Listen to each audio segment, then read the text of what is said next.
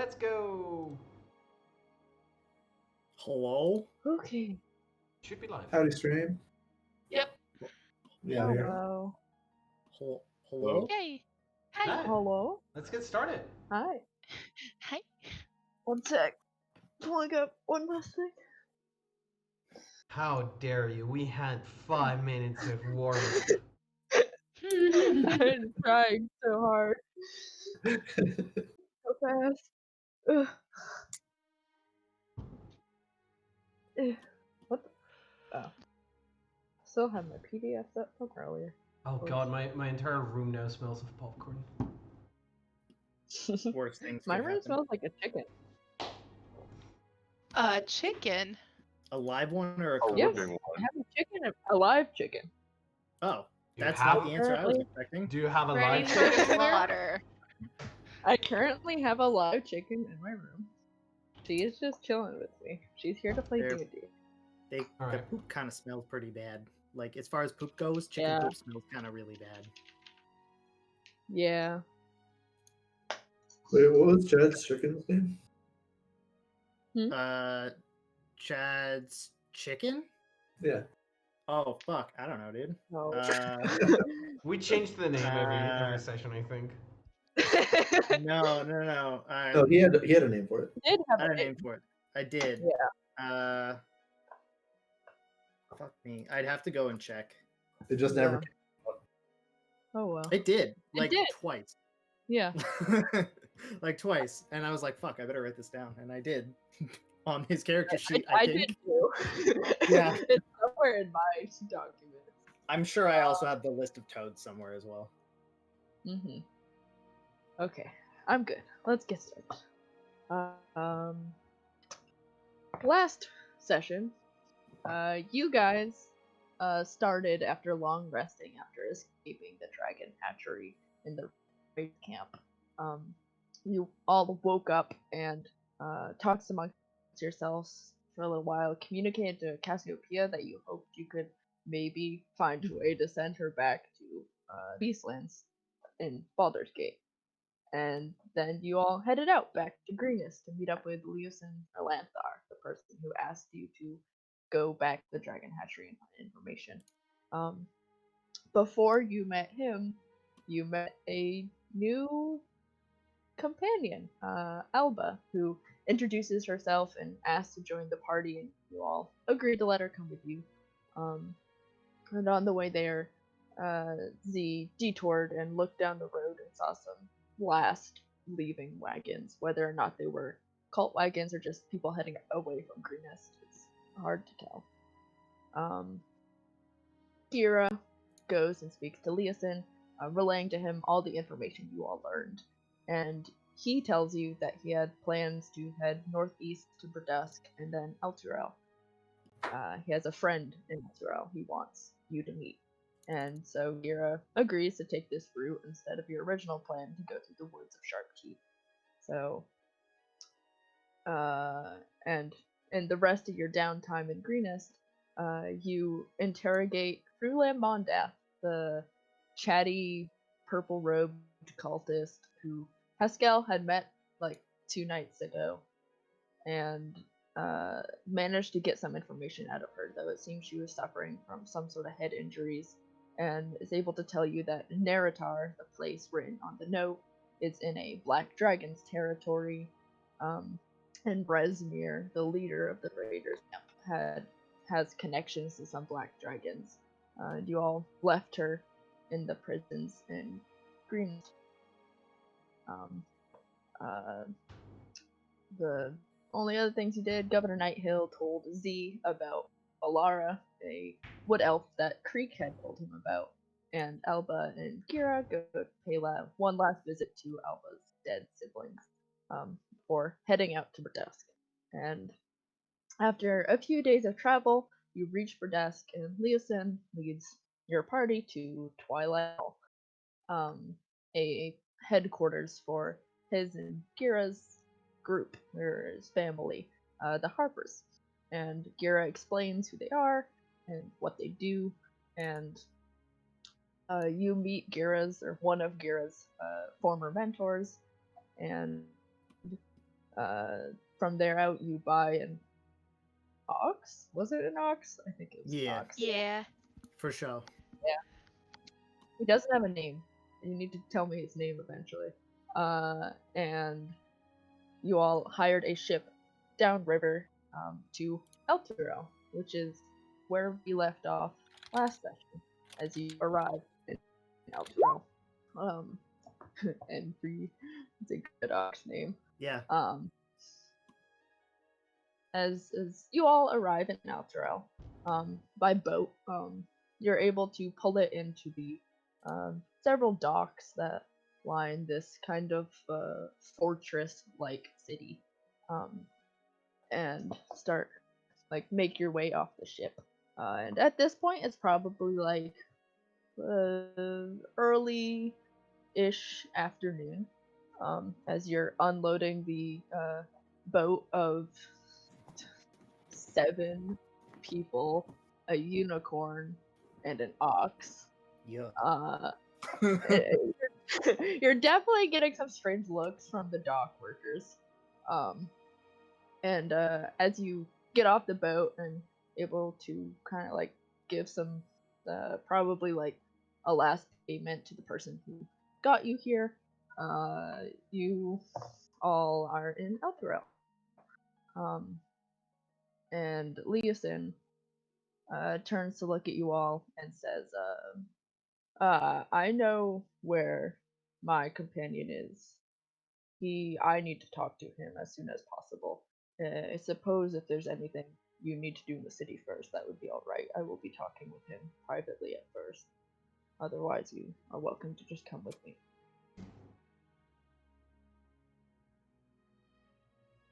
I don't have anything I need to do. I already grabbed the studded leather from the armory, so I'm good to go. Yeah, I think we're all set to keep going. I think getting to Baldur's Gate was our priority, so we did all our preparations already, right? Mm-hmm. That's Cool. nods. Cool. Then Leosin starts leading his way through the city, and although he doesn't seem as familiar with it as he was with Verdusk, he seems to know his way around as you move into the city of Elturel. And it's pretty lively. There are many people out in the streets, and occasionally you'll pass by guards in full sets of armor, and many of them have shields with religious symbols on them. And Leosin leads you through the city to what appears to be an inn or a tavern. It has a sign out front with it's like a black wooden sign of a deer's head, and on it it reads a pair of black antlers. Leosin opens the door, and inside it's for early afternoon. It's pretty lively. There are people sitting around the tables in this pretty nice tavern, talking and eating and drinking. And Leosin stops and looks around and then seems to notice who he's looking for and starts his way across the room to a man who has a big red beard, and I can share with you the handout in a moment. The big red beard, and is sitting at a table talking pretty loudly with a few other people. And as Leosin approaches, this man looks up and smiles at him, exclaims Leosin's name, and stands from the table. And I will show to everyone. Thank you. And as he gets up, he goes to embrace Leosin in a hug, but stops and just kind of pats him on the shoulder, and looks at him and says, Leosin, I didn't expect to see you here so soon. And Leosin just gives him a smile and pats him on the shoulder back, and says, well, I do not know if you received my letter, but we have some troubling news.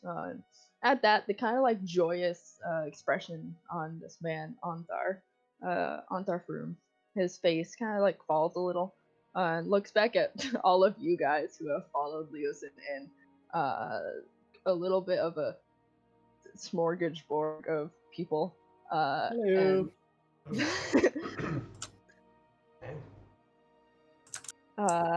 And yeah, he gives you all a smile and says, some troubling news. I did get your letter. I just wasn't sure how soon you'd get here after it.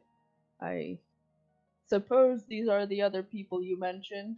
And he kind of like looks over Leosin's shoulder. This man is taller than Leosin, so it's pretty easy for him. And it's probably Gira standing closest to Leosin. Yep. Yeah, and he kind of like extends one hand for you to shake, and says, "I'm Anthar Froom. I am a friend. I have a feeling we'll be working together." Nice to meet you. I'm Kira, and I'll shake his hand. And he looks at the rest of you, and says, and kind of just like gives a wave, and says, "Same to all of you. It is nice to meet you." And turns to look at Leosin again and says, "I suppose I will have to leave my cards for now, so we can go talk." And Leosin nods, and Leosin turns to you guys and says, "I will try not to be too long. If you wait out here, I'll have someone come fetch you when the time is right." Sounds good. Ding. Ooh, we're ready. Opens up chest, fills up vial, chucks old one over shoulder, drips out the last drop of the empty vial, puts it back in, closes chest. All right. And Leosin like looks at you, Eli, and I feel like at this point he's used to it, but he just gives you a look as you Been a few dump out days. an entire Yeah. potion on the floor, and kind of like turns back to Anthar and claps him on the shoulder and like leans up and in to say something to him quietly as the two of them move away towards like a set of stairs that you can only assume leads to rooms. You guys are not alone, but left alone in this tavern. Well, those things are going alright. Not too bad.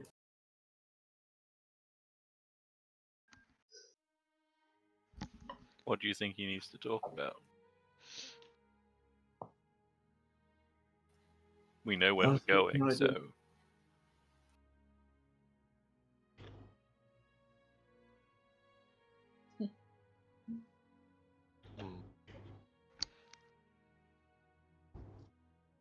Who knows? I mean, I guess we'll find out soon enough. I guess. But, I mean, I don't appreciate this, all the secrecy. I suppose if they're part of a... Never mind. Probably just customs. Right, I'm gonna get myself a drink. Anyone want anything? I'm good. Yes, Nope. please. I'll have some of them. Anything. I'm not picky. Right. Lizard folk have alcohol. I would guess so. I mean, it's just You have fermented. catnip. The equivalent of catnip. Alright, then I'm gonna go get some ales for the party. I'm boring. Cool. Yeah, cool. Go ahead, Tucker. Sound like you're I was just gonna say, a cop day drinking. No, At this time of year, in this weather, Look, we have some time to kill. It's perfectly acceptable. I'm technically not on the job. In this economy? Uh, For us, economy's yeah. booming, so I don't know what you're talking about. We've been swimming in gold pieces lately. True. Anyway, Yeah. Z, you go up to like the bar. Well, I assume everyone else goes to find a free table to sit. You have to find a pretty big one. Z, you go up to the bar, and there's a friendly young man working at the bar. And he gets your order. Lets you know he'll just send it to your table once it's done. And as you go back to rejoin your companions, I suppose, yeah, I mean, you have time. I don't know if there's anything anyone wants to do, in this tavern. Nope. Not particularly, no. We're on a mission, No, I don't. baby. Cool. Haskell is Um, enjoying looking at human stuff. Essentially, Yeah. he's a troll. Do you all as Haskell tours the tavern, you look around and you see like a group of like loud like people sitting around pretty closely knit, and it looks like they're playing some sort of game, although I don't know if Haskell would know that. They're just like talking very loudly, and it looks like they're doing things with their hands. And a like smaller group of probably next to you guys, normal, but like less like just humans, like kind of sitting around it. It looks like they have weapons propped up against their chairs, just talking. And yeah, eventually, someone comes out with your drinks. I don't know how many people got drinks, but someone comes out with ales, and sets them down on your table. I'd probably ask for mugs for everyone and then just order a jug or two of ale. Mhm. So that we can. And I would like to propose a toast. Alright. Who are we toasting for? What are we toasting for? We are toasting to Creek. Proper toast before. Right. The creek, I suppose. Great. How does this work? Consume alcohol to remember a friend. Eli sort of like holds the healing elixir in a teacup up to his face and just like gently tilts it, and you just see it sort of like run down his chin because he doesn't have a mouth. Yes. Perfect. Good job. Good job. It works. To creek. And then I'll chug my ale. Eli just like dumps it on his face really fast. Am I doing it right? Yep, Good no, enough. Eli. Yep, you're doing great. Wonderful. Cheers. Oh, buddy. We do not have this custom in the celestial realms. At least can imagine. not in Mechanus. Well, we'll teach you some other really cool things later. Okay. Aw, not now. No. I mean, I don't know what other cool things you need to know yet. Well, to know, I am 9 days old, so everything. Oh, buddy. Oh. to know prosthetic limbs are a common wondrous item, I know. which is 50 to 100 gold pieces. Wow. Yeah, just hasn't. It's still fresh, I mean, so it hasn't really yeah, had the time to get a good one. literally happened 3 days ago. Well, Yeah. plus the travel time. Which was 5 days, right? Something like that. It It's been a was. week. Yeah. Yeah, it's been like 11 days since you left Greenest. It's currently the day of the summer solstice. What the heck Longest. does that mean? The longest day of the year. Yeah. Oh. Oh, I thought it was like a. Yeah. Gotcha. Never mind. It is also like usually a time of celebration because it's Yeah. the middle of summer. hmm It's usually not in Faerun, at least. It's usually not a huge celebration. A lot of like religious people will have like days to their gods depending on who you worship. The summer celebrations are usually in midsummer for Faerun, but summer solstice is of note. It Can't just imagine. happens to be that day. Mhm. I can imagine that there's probably a god of the sun that is revered on the summer solstice. Praise it. Snorri's off somewhere, praising the father.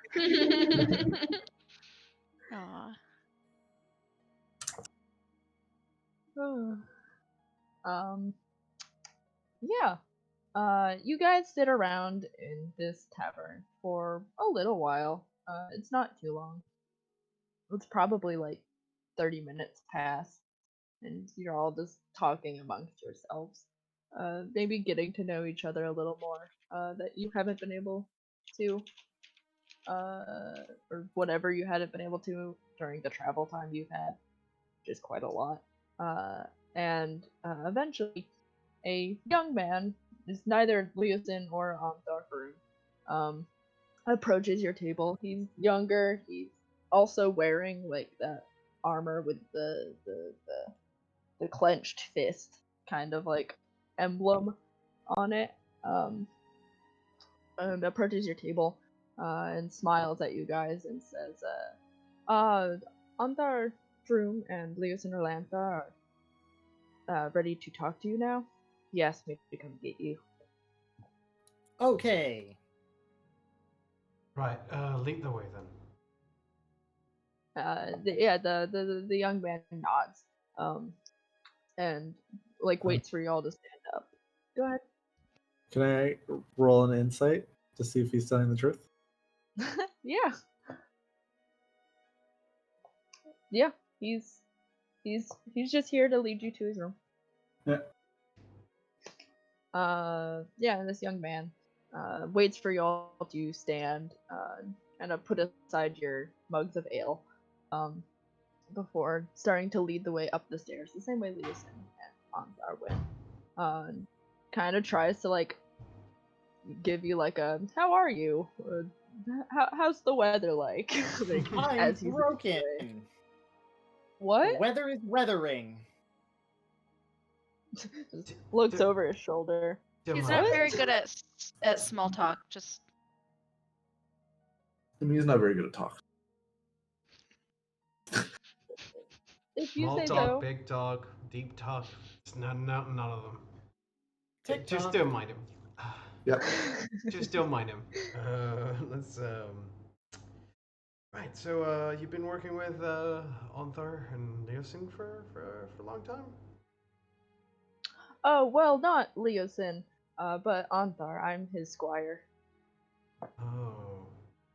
I see. Right. So he's a proper knight. Oh yes, he's both a part of the Order of the Gauntlet and the Order of the Companion here in the city. Yeah. Eskel nods and is like, his other hand did look particularly shiny. Yeah, it's just a different type of metal, I think. He follows Torm. It's kind of his symbol. Gestures at his own set of armor. Right. Does he have an extra shiny gauntlet? No, he does not. Good. He isn't high Not as level cool. enough to equip the shiny gauntlet. Defense level isn't high enough, yeah. Doesn't have the proper street cred. Yeah.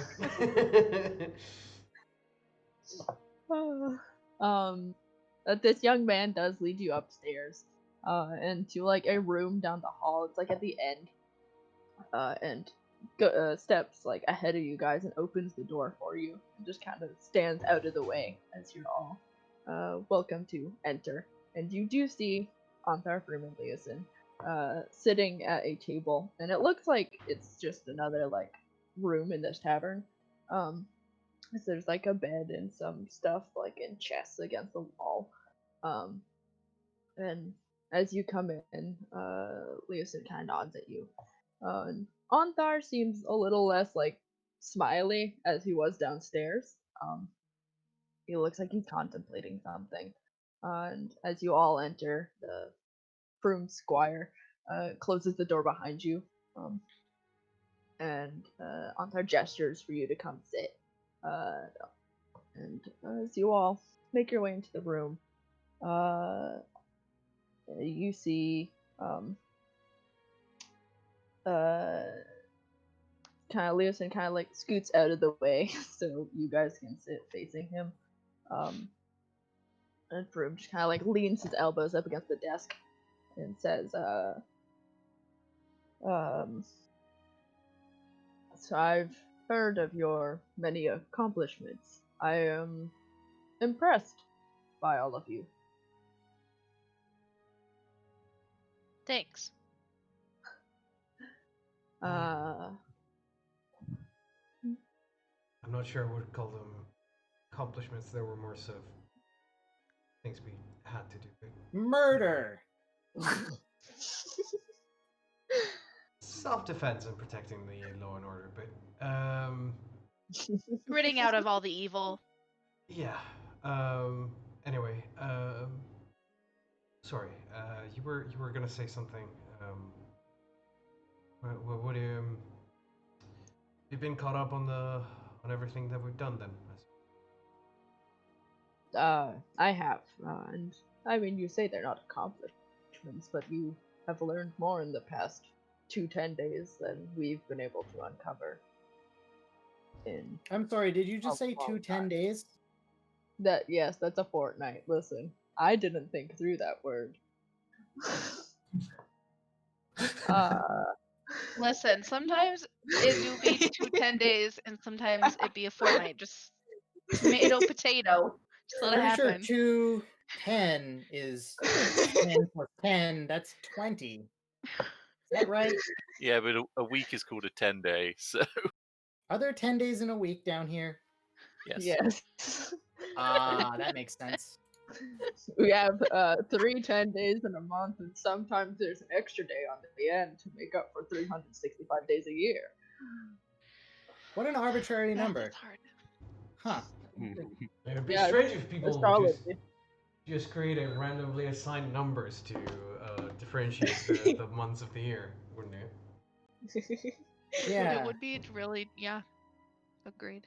And then somebody came along and named a couple of months after themselves and just threw everything off whack, right? Yeah, that'd be Yeah. insane. Who would do that? Probably Like, somebody. what the fuck are you even talking about? Probably somebody by the name of Julius and Augustus. It sounds like the type of person that would do that. Mm-hmm. In any case. Yes, in a fortnight, you guys battle royale and got a lot of information. Fuck, what was I saying? You were saying that we found more information quicker than you guys. Yes. Yes. You had found more information than we had managed to in 10 days, which is what I said, that we got sidetracked. Than we have in a while. I would call that an accomplishment. But yes, I have been filled in on everything that's happened. Have you tried decimating swaths of enemies in the pursuit of knowledge? But in this particular situation, no. I have been following Leo's lead. he kind of like gives Leosin like a look, like he raises his eyebrows, and Leosin just looks defeated. As does the rest of the party. Yeah, we're all For just, like, different shaking our head. reasons. Hands massaging my eyeballs in pain and stress and headache. Z is just like rubbing the base of his horns, like uh, and he says, and I'm sure, you're as well aware as I am now that there's something rotten is afoot. We Eli looks at his foot. I'm not gonna get through this. something, Soren. something, It's gonna some. keep making me laugh. Damn it, Soren. It's good, but I have to stop and giggle every 2 seconds. Unfortunately, none of our organizations are willing to fully lend their power yet to oppose them. We are working on that, and before then, we need people like you who know when and where to fight and how and when to keep their heads down and observe. And I've been told by Leosin that all of you have been able to do that successfully so far. I wouldn't say we were entirely successful. We did lose some good people in the process.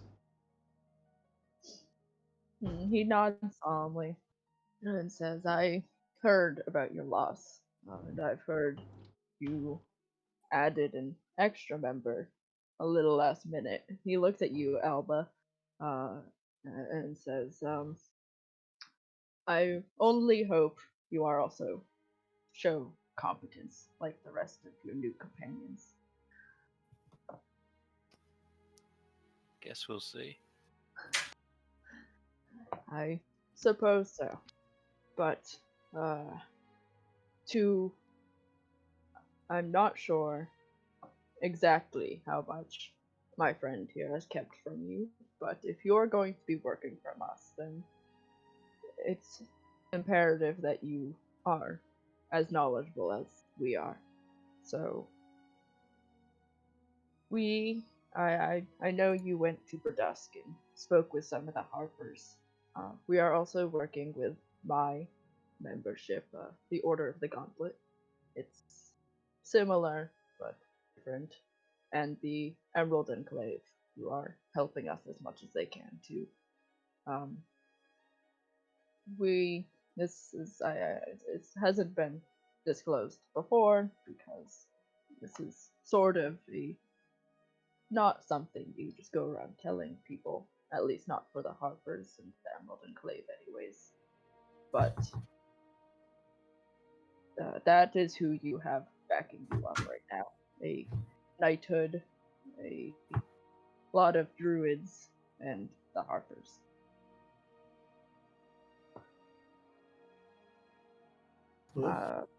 That's good.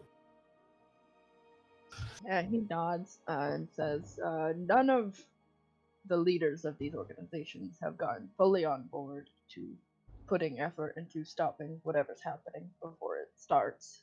But, like I said, we are working on that as quickly as possible. I believe Leosin made some progress with one of the Harper leaders when you all stopped at Verdusk. But while you are all gone on this trip, that's what we will be working on. And he kind of like turns to some stuff on the desk, and says, of course, if you would like to back out now, this will likely be the last chance you have. But wherever these cultists are going, you have to find out what they're doing before you kill them. I hope that is clear. Yep. Crystal. I mean, that's how we got here.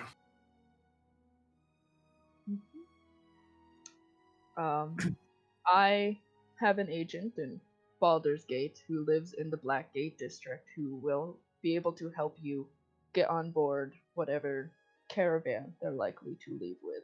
We don't know when they're getting to Baldur's Gate, but you all managed to make it here very quickly, and likely having been slowed down and taking a longer route away from Greenest, you will have anywhere from a few to maybe a 10-day in Baldur's Gate before they arrive and then depart. Let's hope that is true. He nods and says, once you get to Baldur's Gate, I advise you go directly to Blackgate as soon as possible. My contact, their name is Akin Sullivan. They run an equipage business. They should be fairly easy to find. And if you tell them you're with us, they will be willing to help you. And he pauses and turns to look at Leosin and kind of like gestures for him, who has been kind of sitting quietly with his arms crossed, watching you all. And he says, we have also sent word to Renair, Neverember's mentors, in case, because of that troubling letter you found, Azamet. Renair, Neverember, is a harper in training, and therefore, if they're after that particular king's son, we have some eyes on him. So, do not worry yourselves over that just right now. We will try and figure that part out. Right. Alright. Just keep us informed of any development in that front, I suppose. And Leosin nods and says, we will try our best. Of course, we won't know exactly where you are for perhaps a long time after leaving with this caravan, but I will try to let any Harper contacts I know in Baldur's Gate and perhaps even Waterdeep that you all will be passing through, and hopefully they'll be able to deliver messages if need be. Perfect. Alright. Go ahead. No, please go ahead. I was just gonna say if there's anything else. Yes. Ondarf Room picks up a few papers on like the table that you're all sitting around or standing if you decide to stand. And he finds one and hands it over towards you, Galeen, and says, and this might be helpful for you all going into Baldur's Gate. A party of the Order of the Companions ran into a, he does like air quotes, suspicious caravan on their rounds around the Chianta River. This might help you. I suggest you perhaps check on this. And you're holding Galeen a letter, which I can share with you. Yeah.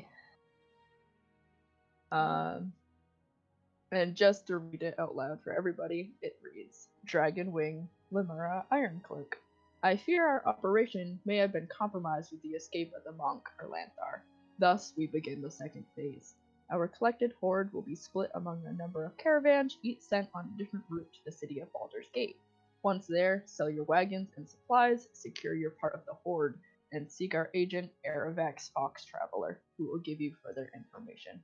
The Queen of Dragons will rise again. Signed, Wormspeaker Resmir. That doesn't sound very good. That No. sounds terrifying. Well, it looks like we have our work cut out for us then. Well, at least there's no dragon attacks at Baldur's Gate. So got that going for us. I'm pretty sure this is a situation called a jinx. I suppose so. We should be prepared for dragons to attack Baldur's Gate. I think it's unlikely that they will attack Baldur's Gate. Yeah. Which is exactly why they would do it, because we do not expect it. That makes Well, literally it's a- no sense. It's a very well defended city. It's not ones that dragons try to take lightly. It would definitely take multiple dragons, and there's no way we could prepare for that. The only thing this letter is telling me is to keep our eyes open at all times. And look for the people in the letter. I Yep. don't have eyelids. You don't need eyelids. Specifically, Aravax Fox Traveler. Yeah. If we can get some eyes on him, we may be able to use him to lead us to all the other members of the cult in the city. Yes, this is very likely. If you could manage to find wherever this person is, you might be able to get any sorts of information out of them. But if you do not have time, do not stress over it. We can always send our own agents in after you all. We likely will.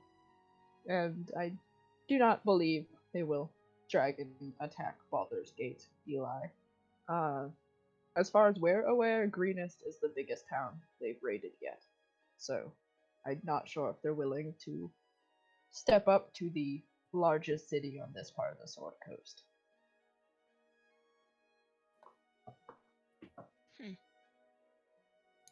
I mean, if I'm being completely honest, it seems like dragons are cowards. They only attack the smallest things so that they can get their treasure and leave. Mm-hmm. But I believe that is everything you need to know immediately. We will, of course, try to stay in contact as much as possible. And if you all have any questions, we can try our best to answer them now. I actually have some information that may help you guys a bit if you plan on infiltrating their organization in any way. And Gera will pull out the robes and the holy symbol and be like, these are the typical attire and holy symbol for this group. So you may be able to maybe get replicas of these things and use that to infiltrate, or to maybe get past like open a few doors with them at the very least. Mm-hmm.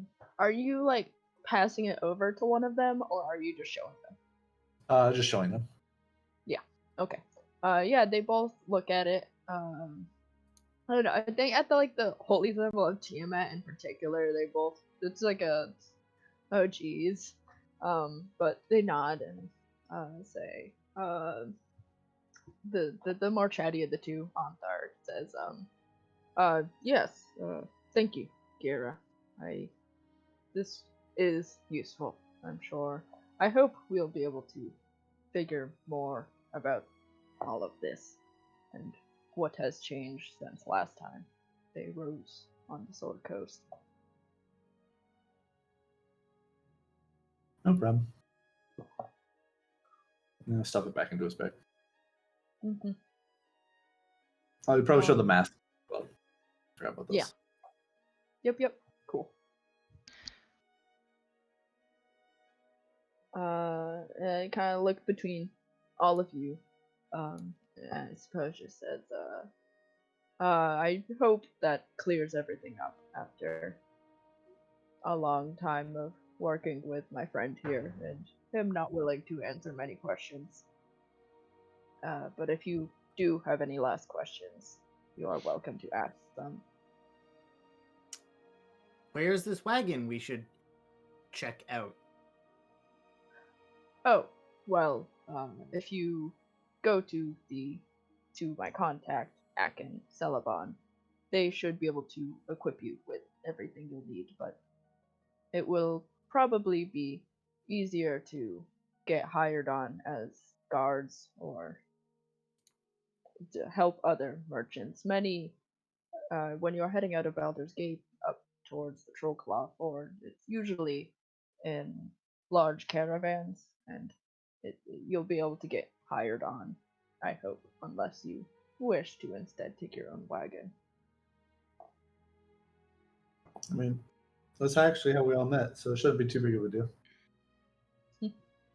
I fell from the sky. Except for Eli.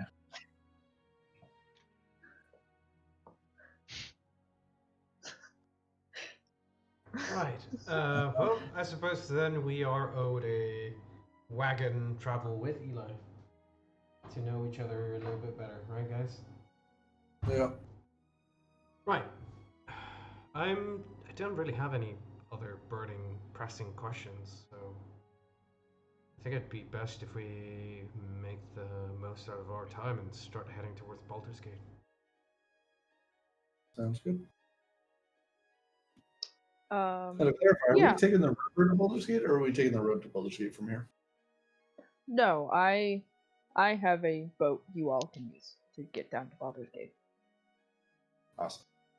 And if you need to, I can send people with you to control it. What about this Akin guy?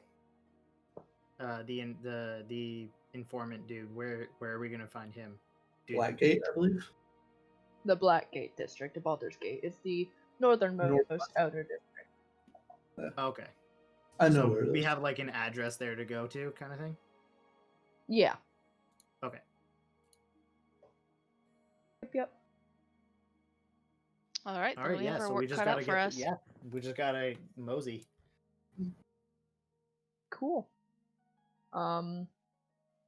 Yeah, then if you all have no more things you'd like to ask, Shroom stands and says, I usually don't just hire people on who I haven't shared a drink with yet, but I will have to trust my friend here that you all will be able to handle this mission. Oh, right. And Eli opens up his chest, pulls out a healing elixir, pours it into a teacup, splashes it on his face. Cheers! And then he puts the teacup away and closes his chest. You watch Anthar once again like gives Leosin a look, who just like shakes his head. Eli, that's not how. It doesn't matter. Well, I mean, I feel like using healing potions in that way is not the greatest. Oh, it's okay. I have lots. All right. we'll have to have a word about how we expend our resources, Eli, later.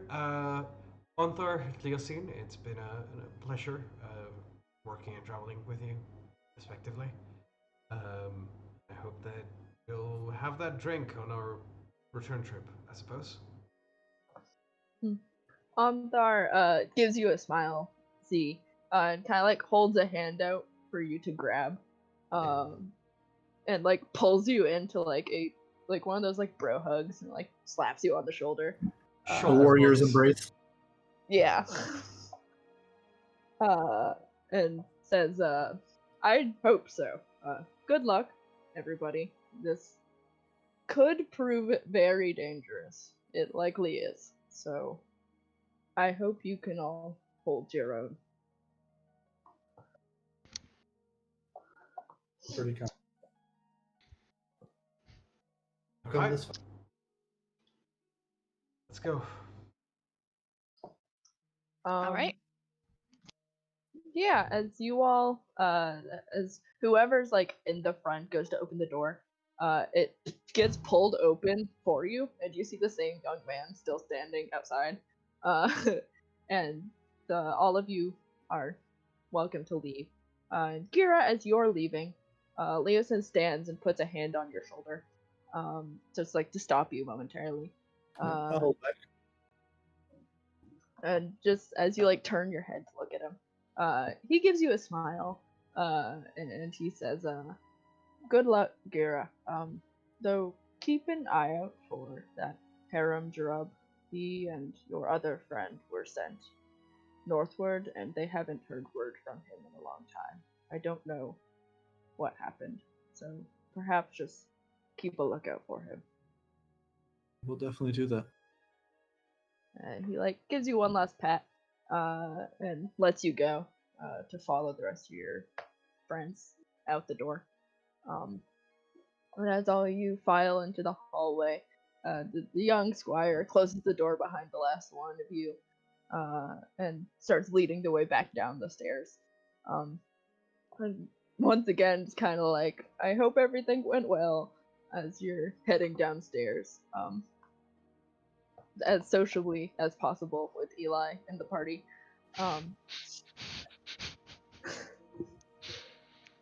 We certainly have our work cut out for us. Yeah. And yeah, you all are. I assume you left like Cassiopeia and your ox, whose name I already forgot. Cassiopeia and Free. It's my Free. oxen free. Oh, I hate it. Oxen free. That's so stupid. Oh. I will I love remember it. this I now. love it so much. I love it so much. Yes. I mean, we already have the Ollie, so. Ollie, Ollie, oxen free. Yes. Yes. It's all coming together.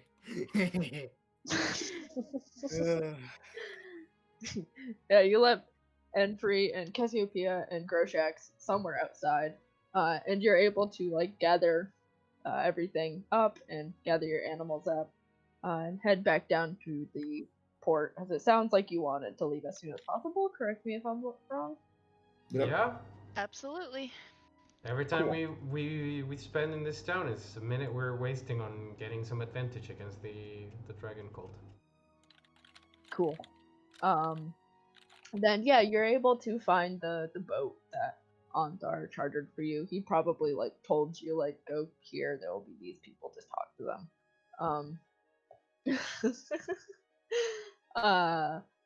And you managed to get on the boat and head out from Elturel downriver towards Baldur's Gate. And from there, it's not a long journey. The river down to Baldur's Gate is like a day or two. Let me just double check something before I change this. There it is. And you have a pretty big boat, and you sail down the river. And like I said, it takes 1 or 2 days, and likely like noon of the second day, you're sailing down the river, and slowly but surely, a huge bridge comes into view. And I don't know how many of you have been to Baldur's Gate before, but at least Gira would know that you would know this as Worm's Crossing, as you see the shops and homes at the top of it and like hanging off of it. And as you get closer, the huge city comes into view behind it. The largest city on northern Sword Coast. Southern? And Southern. Southern? southern Sword Coast. Okay. All Sword Coast. Bigger than Oh. Waterdeep in Neverwinter. The as you're sailing down, the drizzly rain just falls on top of you, and you float underneath Worm's Crossing. I suppose you have a decision to make. There are some like smaller dock areas on the shores of like the outer city on either side of Worm's Crossing. And you could make the walk all the way around like Dusthawk Hill. And I can bring you to the map actually. There you go. Yay. Okay, I You could gotcha. make the walk like all the way around Dusthawk Hill, or even over Worm's Crossing, then around Dusthawk Hill into the inner city. Or you could try and find somewhere in Grey Harbor, which is the inner city harbor, the big one, which would likely be for more money, but it'd be a shorter walk because you do know you want to get out here. Whoa. I did not know Baldur's Gate was shaped like this. This is a revelation. Out of Yeah, that's character. what she was asking me about Baldur's Gate. I was like, all right, I'll pull up a map real quick just to make sure I know what it looks like. And I pulled up the wrong map. Apparently, it was a super outdated map. It looked nothing like this. Maybe it's an Nope. updated map because we don't know what time the map that you're looking at is from. Yeah, this is before the dragons attack. Um, spoiler. Okay, Spoiler so alert, Tiamat comes out of that big outer city mountain. okay, so I'm sorry. So where are we and where are we headed? I'm so We're on confused. the We're bottom. coming The the east? river of the Yeah. right. You're coming Right. down this way. You could Yeah. dock here or here, and then Uh-huh. make your way around Dust Hawk Hill. Uh-huh. Walk like through the outer city, or you could find a spot to dock in the inner harbor, the Grey Gotcha. Harbor, which would be a shorter walk out to Blackgate, which is over here where you want to be. But At we're not least. allowed to have Okay. animals in the city. So if we go Yeah. through the port, we Oh. won't be able to take our mounts with us. So we have to go around. That is a very good All point. all Galeen knows is that she thinks it's odd that people go on boats when they could just swim. Boats are much faster than swimming. Depending on who you are. But also, using a boat is like 0 effort because the wind just pulls you along. Swimming, you actually have to like, it's like walking, but in water. It's like walking versus riding a horse. Yeah, kind of. That sort of Kinda. shit. Yeah. But yeah, Boats don't I get think tired. I think if we dock, before Would that we makes be sense. able to have them like let us get off the boat and go this way? No, I never mind. mean, you could. That's not a part of the city. That's like probably some little like mountainous little hills. You'd Yeah, it be looks like going, it's a little around mountain. the city.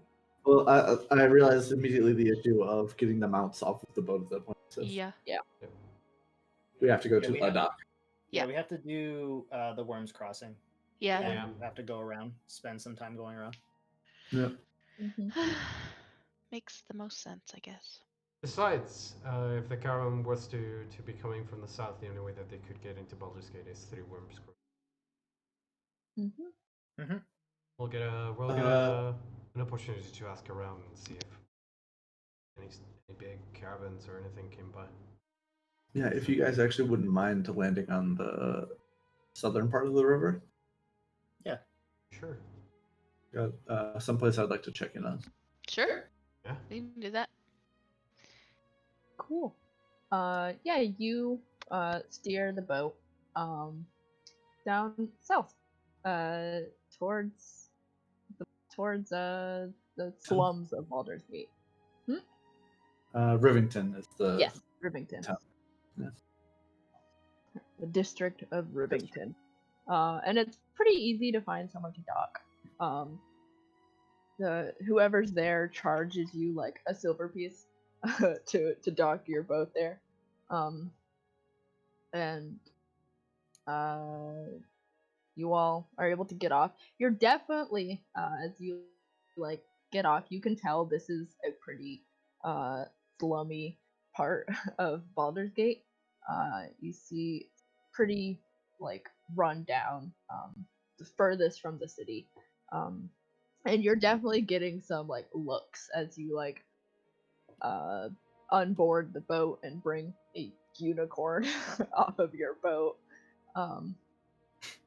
Bring a unicorn, a giant lizard, and an ox with a Yeah. giant robot on it. It's fine. And a Yeah. giant lizard and a tiefling Yeah. and a triton.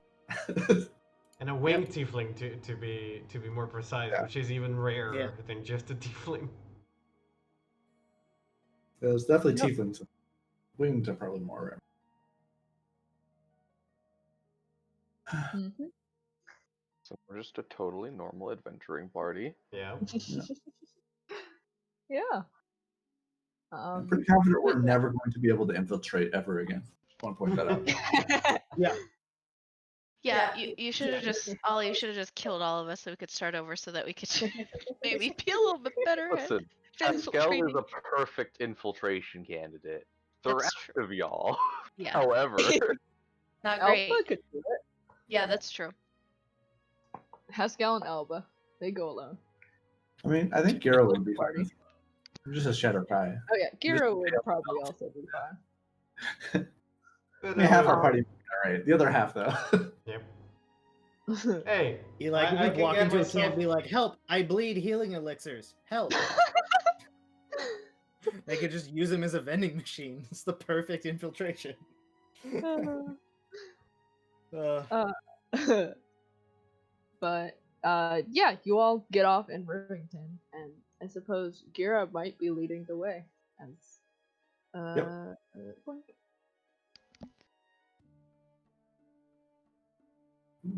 Why the hell are we down here? Well, I figured one, we could maybe talk to some people at the southern gate, the entrance of the bridge. We check on information of, any of the people that we know from the cult coming through. Also, I'd like to check in on the orphanage I used to live at. Gotcha. Fair enough. Would you rather go there alone, or do you want some company? I mean, I'll take Elbow with me. All right. Sure. And a romance was formed. I figured it's only right after seeing Elbow cry that. That's a fair Payback's point. a Yeah. bitch.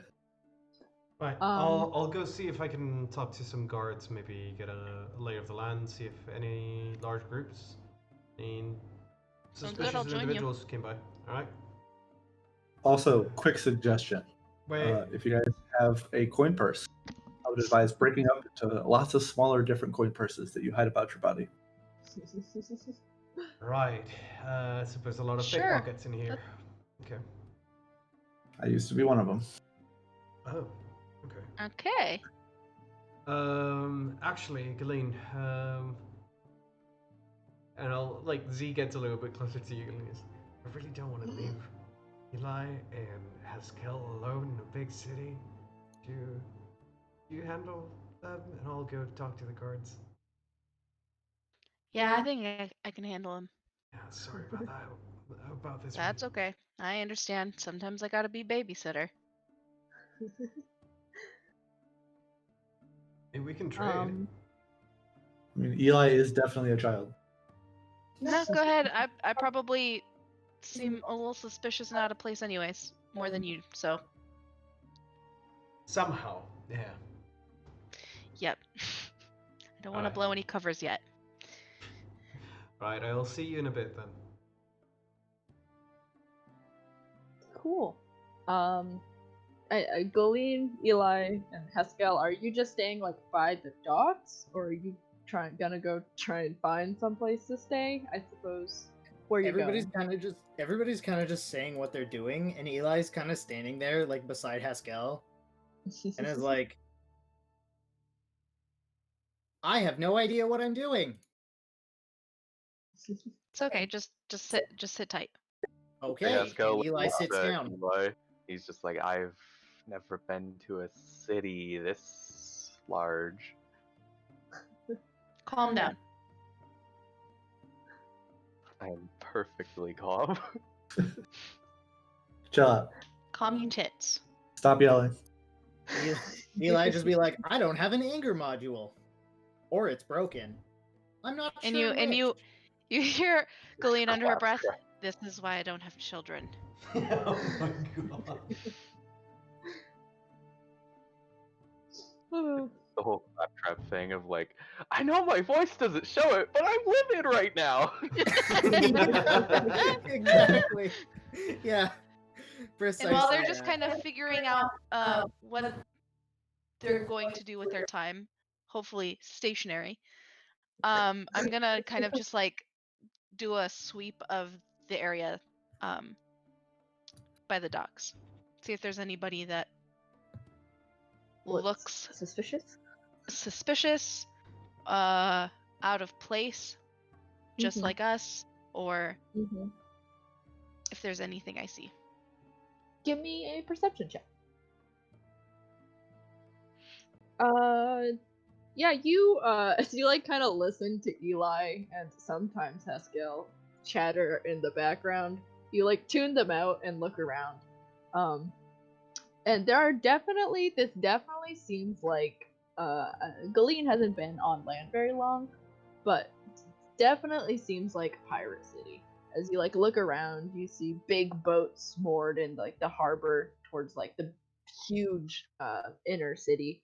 And around you, you see like a lot of people just kind of like sitting around, and the three of you, as your other three companions like depart, are definitely getting a lot of like looks, like they probably have money on them looks.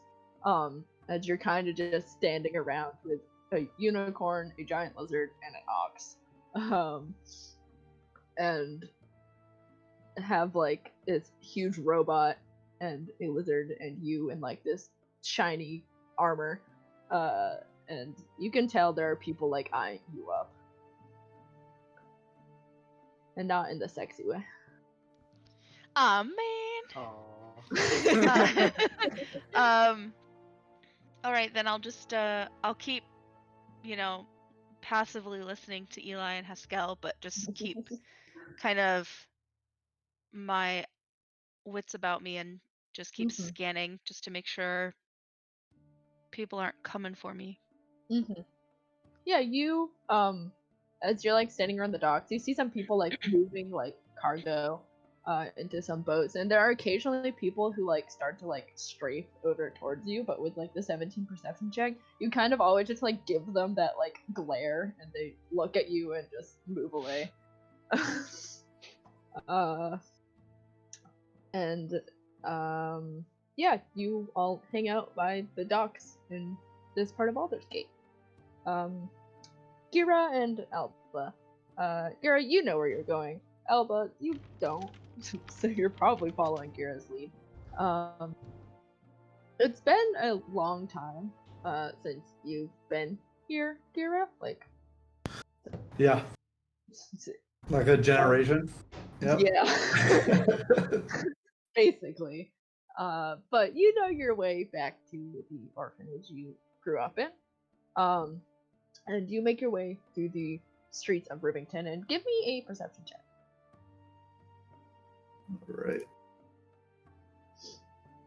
Yeah, I mean, this is Rivington. It's never been a good part of Baldur's Gate. It's the furthest out from the city. It's very slummy. You know there are pickpockets around here, but otherwise, it's home. As much, it's kind of home. It's where you grew up. And you make your way towards where you know your orphanage is, and it looks like it's still in business as you like round a corner and see the kind of like rickety old building. Um, the the doors are closed, but you see some lights on inside. Um, I assume you want to go in. It's unlikely the people you grew up with still live here, but the matron might still be here, who ran it when you were here. A sigh of relief knowing that it's still up and running. Mm-hmm. And yeah, I guess I'll head in, see if I can find whoever is in charge of the orphanage. Yeah, you would know, obviously, from your time living here. The matron's like an old dwarven woman.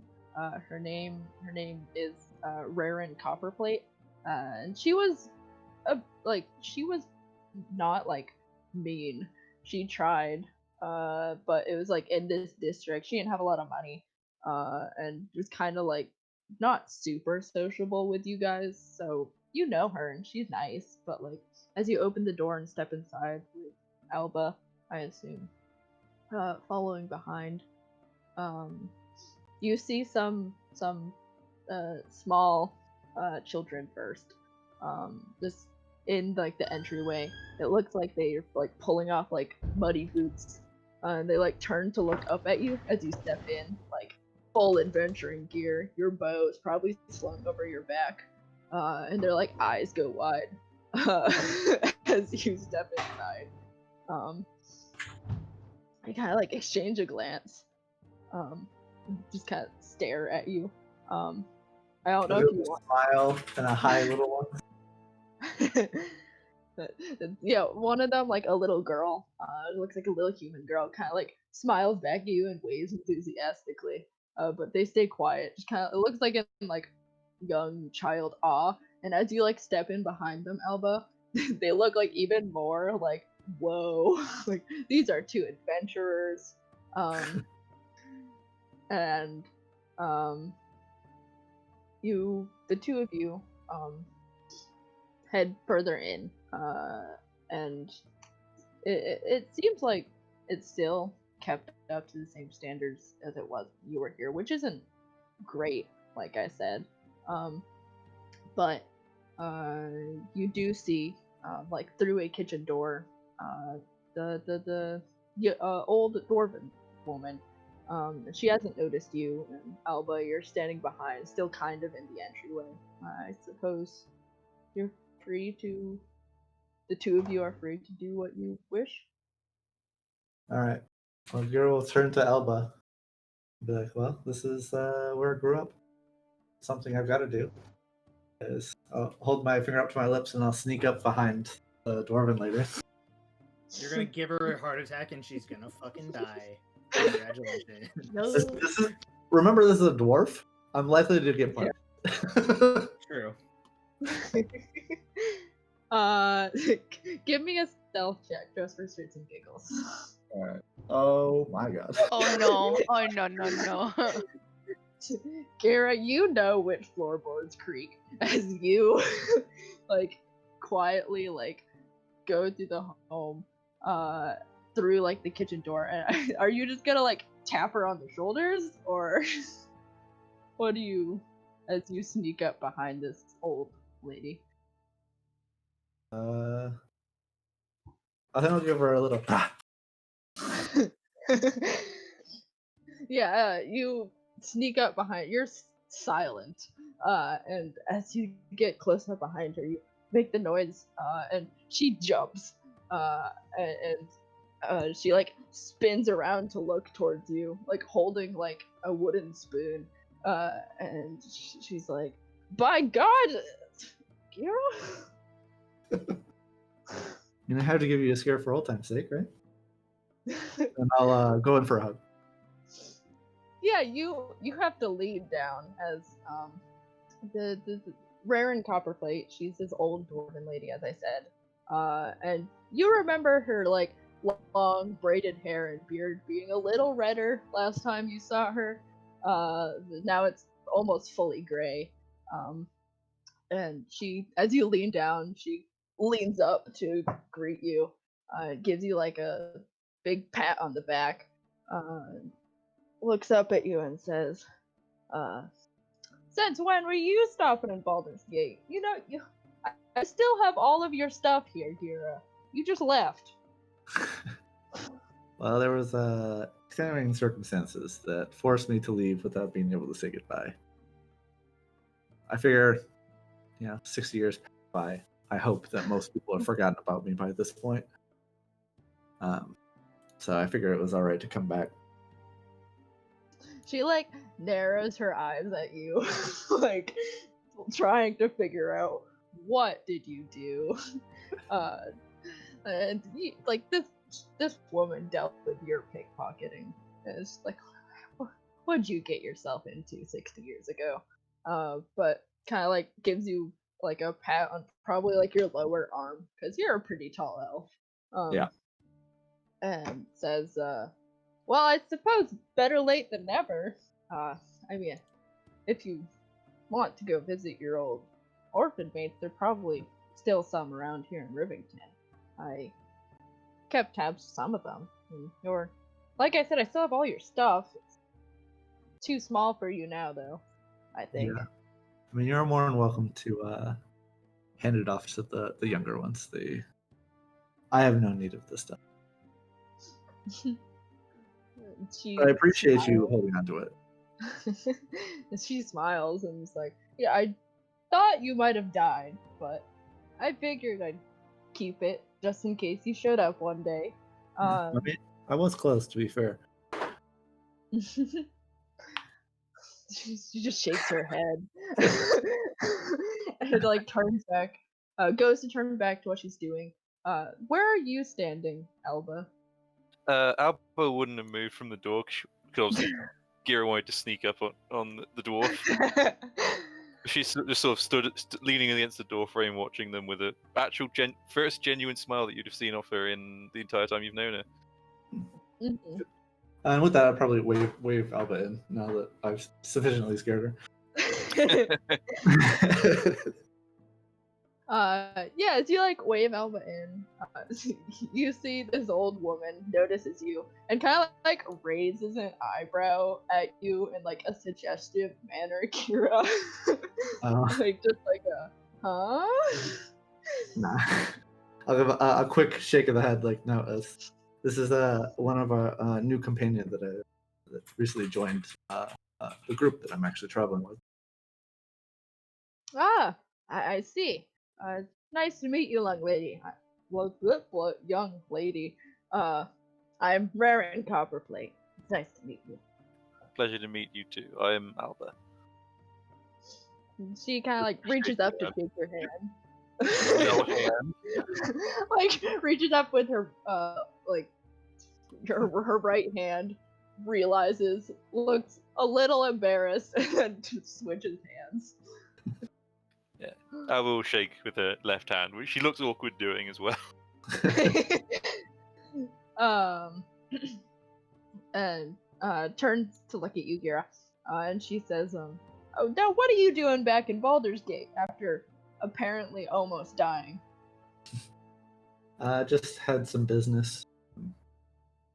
When I left, I was actually taken in the person who was kind enough to have saved me, and requested that I help out in an area, looking for just some information. So we were able to gather the information. Now we're here to meet up with some other people and discuss things. And it's a lot of extra stuff that honestly doesn't really matter.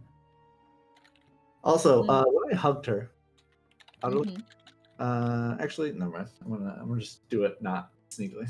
What I'm gonna do is I'm actually gonna pull out 5 separate coin purses, all holding 5 gold piece each, and then hand them all to her. Oh, she looks surprised as you hand them out to her, but she takes them, and like glances over towards like the 2 children who seem to gotten over the fact that there's 2 fully armed adventurers in their home, and have gone back to like tussling amongst themselves, and kind of just like pockets them, and says, "Well, if you ever need a place to stay in Rivington, I could probably make room for the 2 of you. I know there's not much here." Well, we have 4 other companions, and I just wanted to stop in and make sure that you're still doing what you do. Still kicking. Yeah. I was very happy to see the origin is still here, so I just wanted to help out. And don't be surprised if you randomly get care packages from me. She smiles up at you, and says, "You're too kind to me, Gira.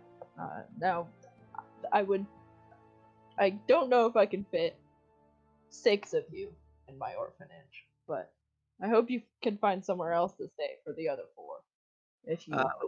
We have a place in mind that we'll be staying all together mostly. I just wanted to stop in and say hi and catch up at least a little bit since I was here.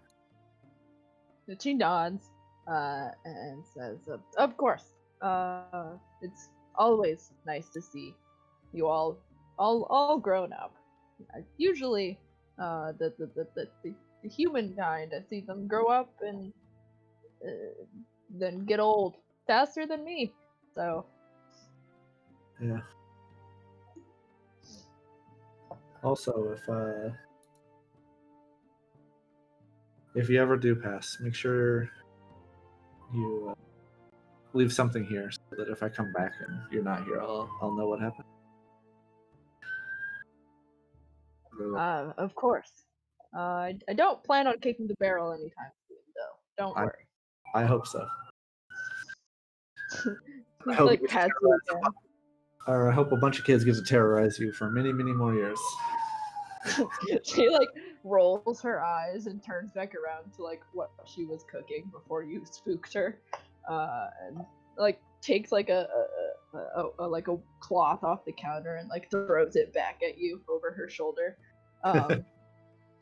and says, "Yeah, no. If you have somewhere to get going, leave an old woman be, Gira." Will do. Good. Always nice seeing you. Yeah. I mean, I hope to be back again soon. We'll see. If not, I'll at least send word on a regular basis. And if you see any of the young ones that we used to roll together with, go ahead and tell them I said hi. I'm not sure if I'll be able to have time to stop by and see them.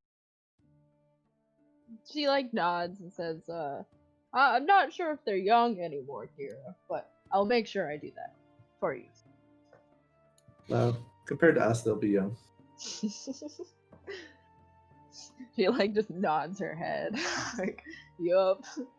And yeah, I mean, I don't know if there's anything else either of you want to do here, before you go.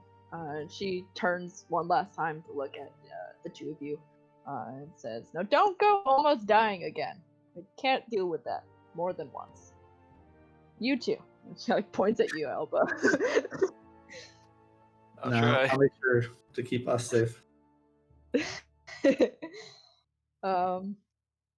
And yeah, the two of you head out. You pass by the two children, like another one who's joined up with them, and you can tell they've been like whispering amongst each other and pointing at the two of you as you like pass by them back out the front doors. And I don't know if there's anything else Giro wants to do while he's in Rivington. No, that's it. I think I'll go back and probably stop by the gate and see if I can catch Z there, and if not, then head back to the docks where we left the rest of the companions. Cool. Then yeah, Z, you headed out at the same time towards Worm's Crossing. I think Z's passed through Baldur's Gate once, probably, on his way down towards Greenest. But as you get to the beginning of Worm's Crossing, it's still a very like impressive bridge, massive, with these buildings just built along the sides and down the posts that keep it standing. And you're looking for like a guard? Yeah, like probably the guard post, like the little room, one room where they have a chair and whatnot to rest in between shifts. See if I can get anyone who's not currently terribly busy.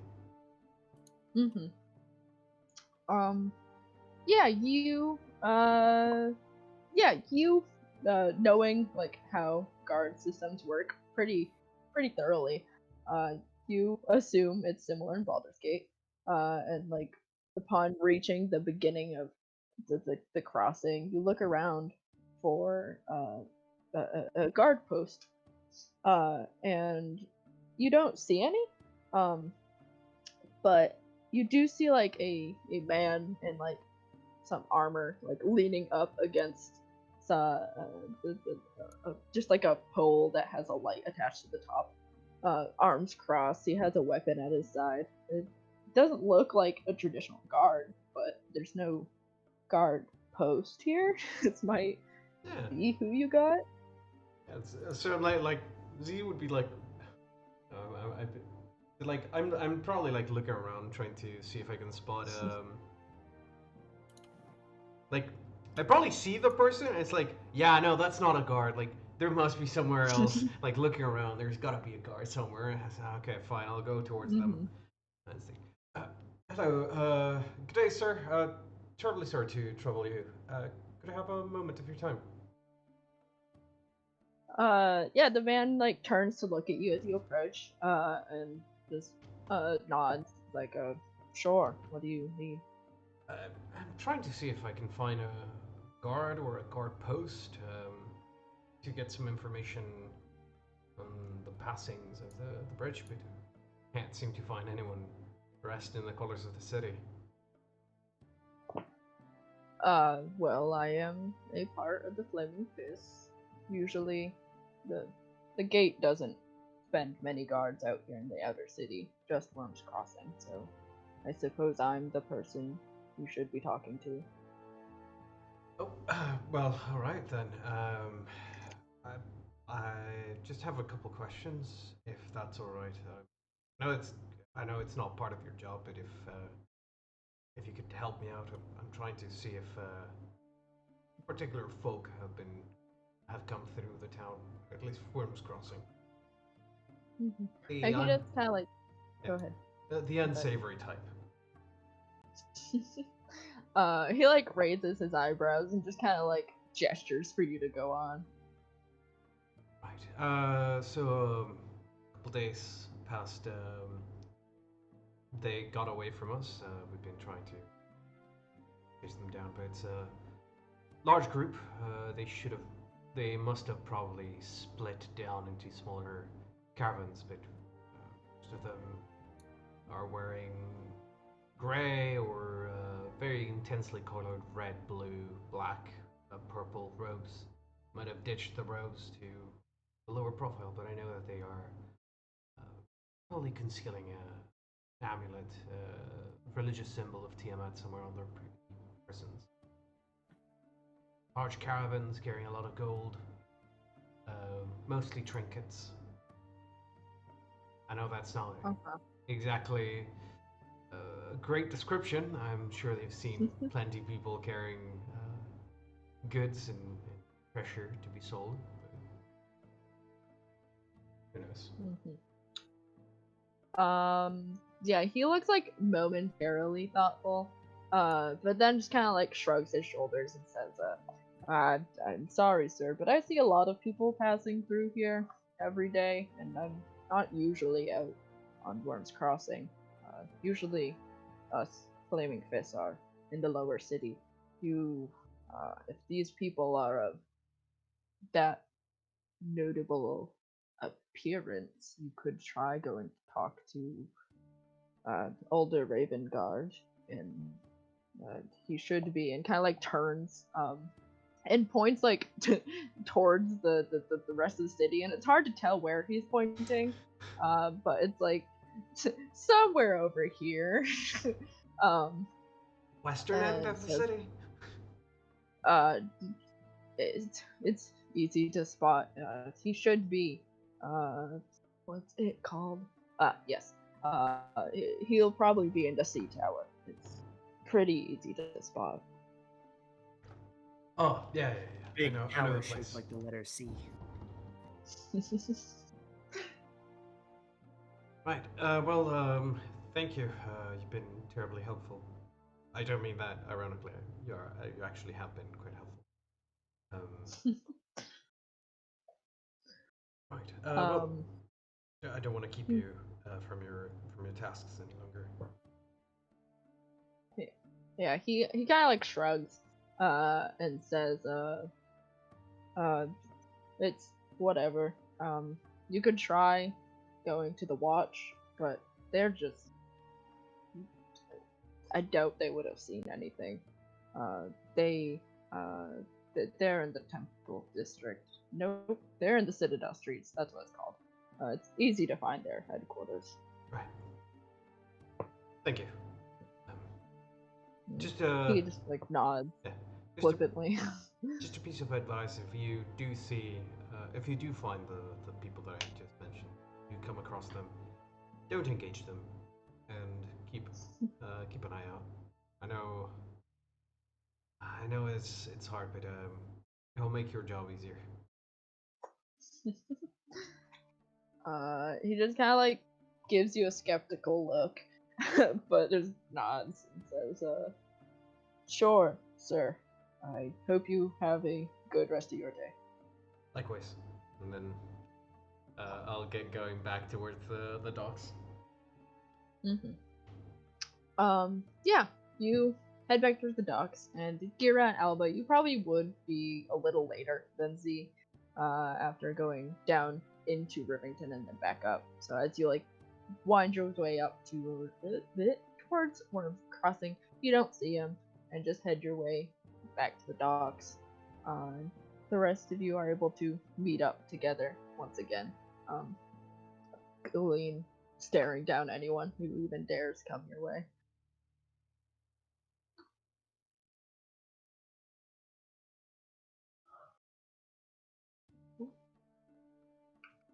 Sounds good. Yeah, and you're all back together. Alright. Estel's just been like staring at the water, and then the sky, and then the water, and then staring at people specifically. And just yeah. Right. So, how was it? Not very fruitful. Looks Well. like the town has a rotating guard, so if anyone's seen anyone suspicious, it's very likely they're not on shift. So we're gonna have to. It's gonna be a nightmare trying to find someone that might have seen them. Honestly. So, Well, at least we know where they're not. No, not really. It's gonna be very hard to pinpoint anyone in a city this large. Hell, even in Neverwinter, we have a lot of trouble trying to keep track of where people are. Yeah. For the record, I'll move you back to the splash screen just to give you an idea of how big Baldur's Gate is, because I didn't realize until I found like official art for the art. It's huge. Yeah. Yep. That is just Yeah, the like, inner city. You know, like 100 feet, yeah. It's massive. Yeah. It's like a modern-sized city. Yeah. I mean, according to this, it's about a mile across, and that's for the main city. Yeah, it's quite Super large. fucking dense. Mm-hmm.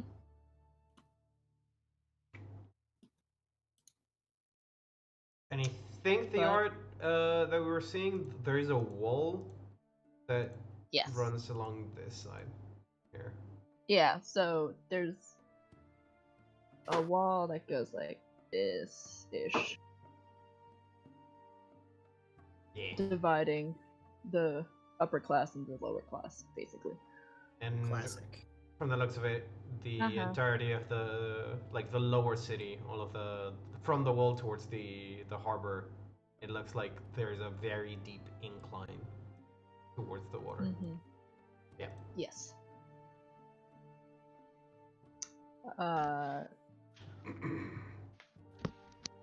Yes, that is exactly the wall. Whoever just mapped that out. Yeah. I have it all like separated into districts on the GM layer, so I can. I can see it. Yeah. But yes, I suppose.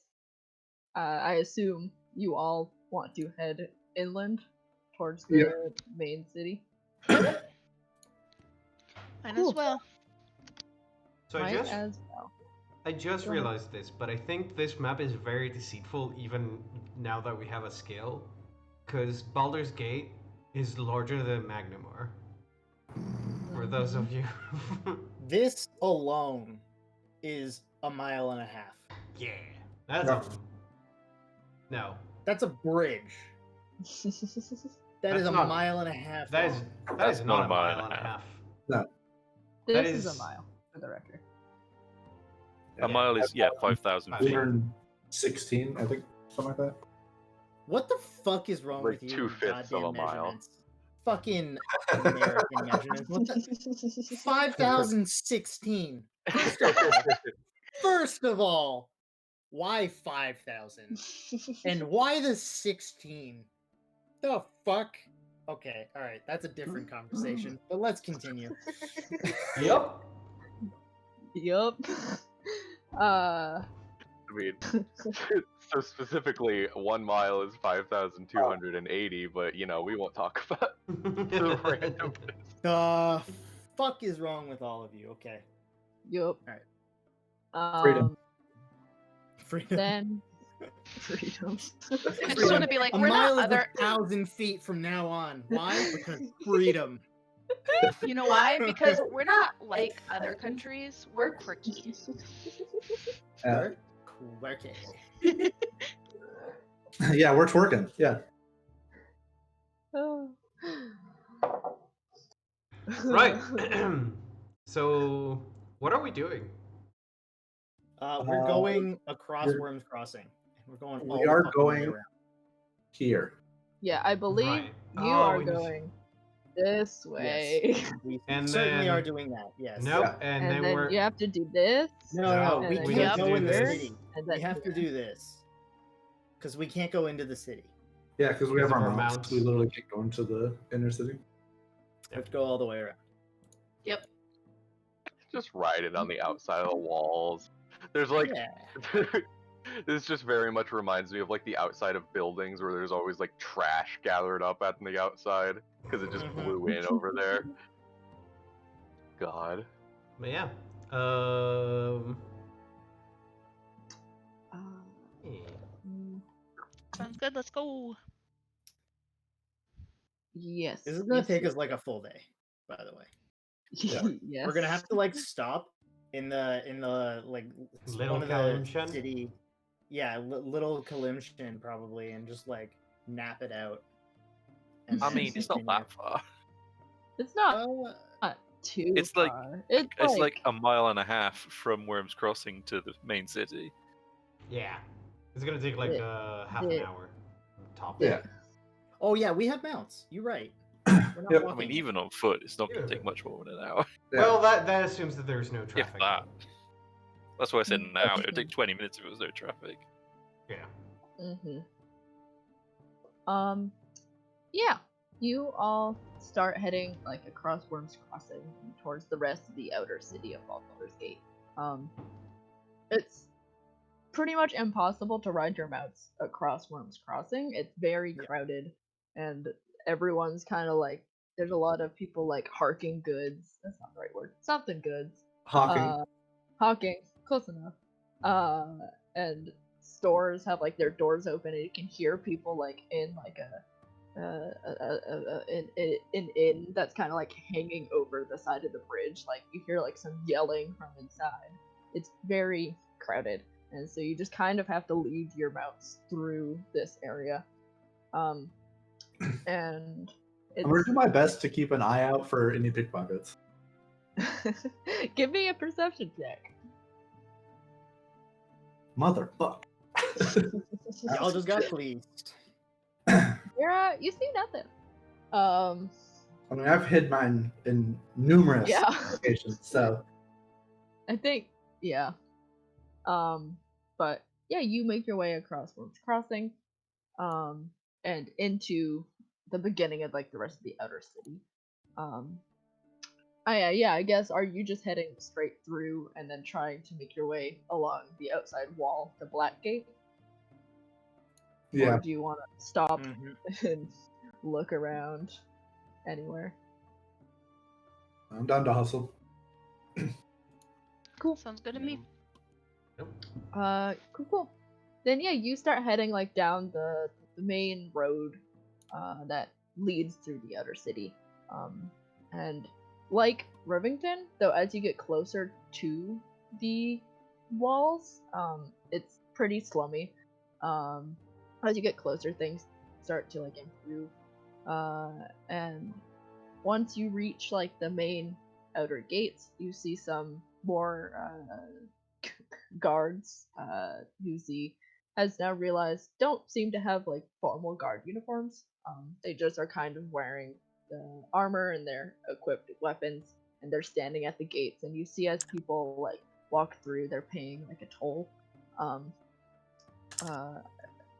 And you guys instead make your way along the outside of the city walls, kind of peeling off the main road and going through some alleyways between houses. And it's very like rocky. It's not an easy path to travel, but you make it, I think, after enough clambering over rocks, and enough time. and eventually you make your way all the way around to the Blackgate district, which, as you stop to just like briefly look around, you see a lot of it seems to be like mercantile shops. It looks like just an output for anyone going up the tradeway. And you know where the person you're supposed to find is. Antharfrum told you. They're situated relatively close to like the I think it's called the Black Dragon Gate. Yes, the Black Dragon Gate that leads out of the upper city into this area. It I'm is pretty sure called. that's Black Dragon territory, by the way. I'm just saying this out of character. Like, that's not a coincidence. That's like a fucking alarm blaring in our face. I mean, if I remember correctly, I'm pretty confident Baldur's Gate is a competent city at slaying dragons, which is why this is Black Dragon. Oh, I mean, also that, I guess. Yeah, there's a pretty good history of dragons in the city. Hence why, like, Gira wasn't really scared of dragons attacking Baldur's Gate. Mm-hmm. Yeah, you're able to find this Akin Celebon's shop. And as you like get close to it, it seems like a relatively nice building. Then you like open the door and a little bell rings. And you see like outside of the shop are some like wagons, and it looks like some wheels are missing. And inside there's like rope and chains and wheels and stuff hanging off the walls. And like leaning over a counter, kind of like flipping through some papers, is a young or older, not young, older elven man. He has like red hair that's like tied up, and as you all step in, he looks up and gives you a smile and says, "Feel free to look around. I'll be here if you need me."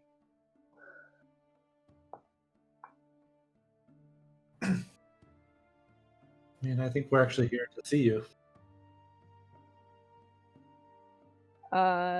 He like looks up at you and like quirks an eyebrow, like stands up a little straighter, says, well, what do you need me for?" And take a quick look around. Is there any other customers in the shop? No. We have a mutual friend that sent us. And Yeah. I honestly don't remember his name, so I would say his name. Room. Yeah, I'll type it in. Froom, for you. yeah. On our room. But yes. They obviously seem to recognize it. And kind of like gesture for whoever's in the back to like flip the lock on the door. I don't know who's in back, but whoever is, you see them like kind of like gesture for you to just close the door all the way and lock it, and say, well, if you're friends at Froom, what can I do for you?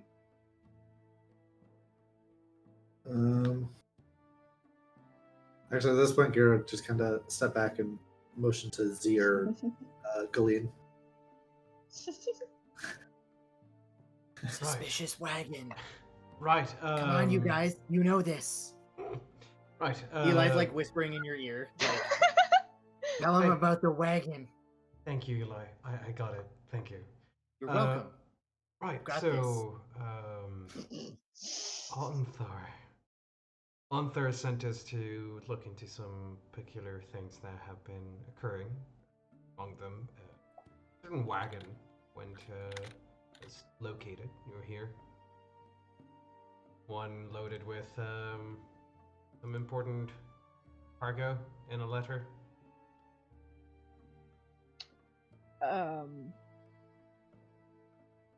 Through here? Out of character. Did I misunderstand something, guys? Or No. Ondar told you the wagon in the letter was found by the Order of the Companion, which you didn't ask, so I didn't specify. But if you had asked, it's kind of like the city guard for Elturel. Yeah. to patrol like the surrounding river and area. Um, But like we were told that he would be the one to talk to if we wanted to find out where exactly the wagon might have Yeah. been. Right. Yeah. Yes, Anthar told you his contact could help you get set up with finding the cultists and getting on the same like caravan as them. I guess I might have just been confused about what you were saying. Oh, okay. No, I might have misunderstood something about what information they could provide. But okay. Right now, Arthur told us about a certain caravan that might have been a little bit suspicious that the guards found. We're hoping that you could possibly, well, Oh, Hello. Heidi. Pfizer vaccine. we were hoping that you could get us well set up. First, we need to talk to the guards and find out more about this wagon, but also we know that very likely the dragon cultists are going to be arriving in town in the next 10 day. So need to set up so we can either intercept them or at least follow them once they're on their way out. Oh, and as you like said, dragon cultist just like dropped it. Their like eyebrows rose. It's like, oh, Oh, well, right. Sorry, I'm not sure how caught up you are on the occurrences. I know what the call of the dragon is. I haven't talked to Froome in a little while though. I can of course get you be able to help you find these people. If you can give me a description, there's a chance they will come through my shop, and if not, you can, if you wait around at the taverns near this gate, it is likely you'll see all northbound traffic. Right. Well, there's a few faces that I personally remember. Gira and Haskell, the two of you might have seen some faces that might help us pinpoint. I don't know if you paid too much attention to the people you talked to while at the camp. Yeah, I would describe the Thayan wizard that came out and Resmir? Resmir, yeah, and I guess what I assume to be the leader, like all the super important people that I happen to have noticed. I'll describe the only You- two people that I could possibly remember, and that is the two blue-robed people. One who was someone that kept looking over at me. That was a younger woman, and then Uh-huh. the other dude who kept on talking about fucking creatures that should not be messed with. Yep. Yeah. And as you describe these people to Akin, he kind of like looks thoughtful, and says, well, I don't know if a half dragon can move throughout the city without being mobbed, but I will keep an eye out for any half dragons or even dragonborns who might fit your description. I can only imagine they'll do what many travelers do and sell their stuff at the southern gate and buy new stuff up here. So I am one of the better shops around here, so it's likely I'll see at least someone pass through here. And I will make sure to get word to you all as soon as possible. Just let me know where you're staying, and I will make arrangements to be able to let you know. But you say they're heading north? Up the tradeway? Yes. Yeah. Yes. For a bit, and then we'll be moving out from the road, I think. Well, a lot of a lot of caravans that head out from here go north to Waterdeep, and then split out from there. But some do disperse along the road, so there's a chance they might take an off-road My best suggestion is once you figure out when they're leaving, try to get on that same caravan as them. I don't know if it's more convenient for you all to just buy your way in as travelers or to just get yourself hired. But if you choose to get yourself hired, you can use me as a reference. Most people know me around here. Right, that'll be extremely helpful once the time arrives. But yeah, we are probably going to try and get recruited as guards, I think. Be much easier for us to keep an eye on. Agreed. Going on. Listen, I came here to play D&D, not ask for work reference. I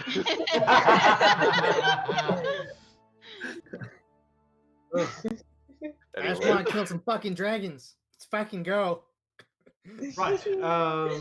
Just yeah, I suppose just one more thing. Do you know any good places around this this area that we could stay at? We haven't really solved that issue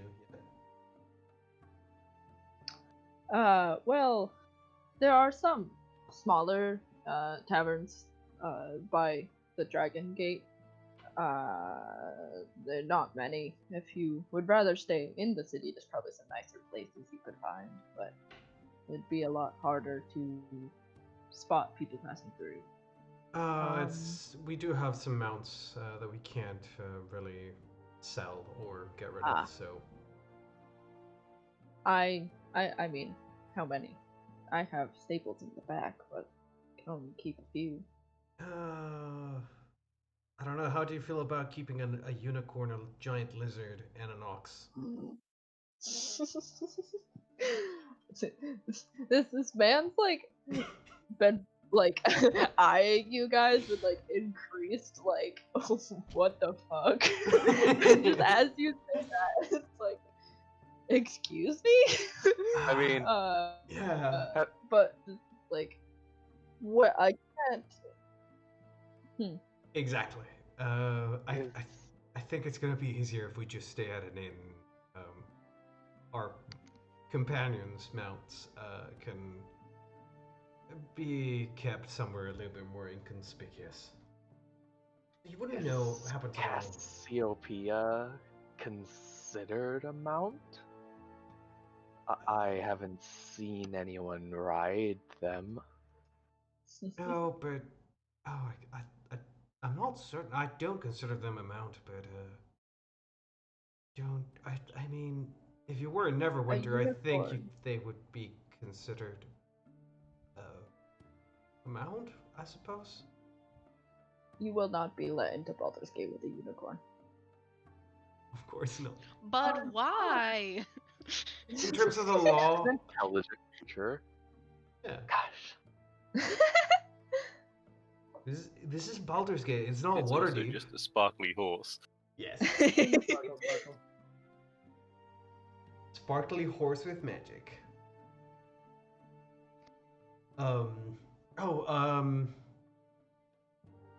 Actually, out of character, what does the shop sell here? Here it's an equipment business.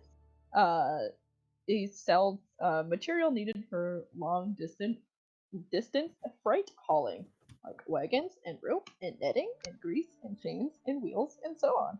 He also repairs wagons. Perfect. Wagons. Right. So You don't say. you wouldn't happen to know where we might be able to procure some armor for our mounts as well? Something that'll cover the fact that we're running around with a unicorn, maybe? Well, I'm sure if you find a blacksmith in the inner city, somebody will be able to do it for you. One second.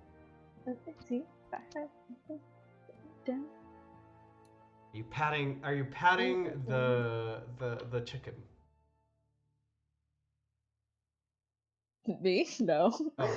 The chicken is sleepy. Out of character. I don't know how far the unicorn can teleport, but it did teleport at one point.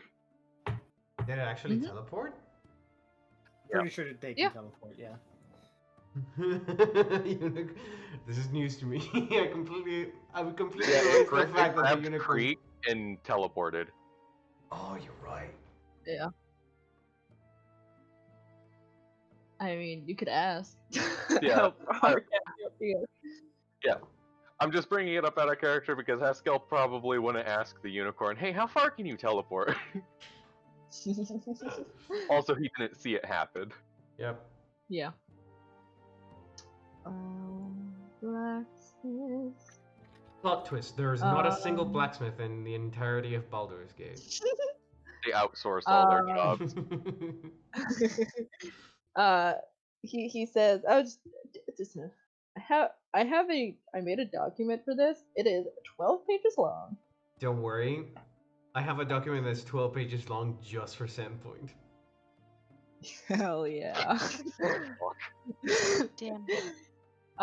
He says, I mean, here in Blackgate, we have a pretty large shield dwarf population. You can probably find many blacksmiths here that would be able to do something for a unicorn.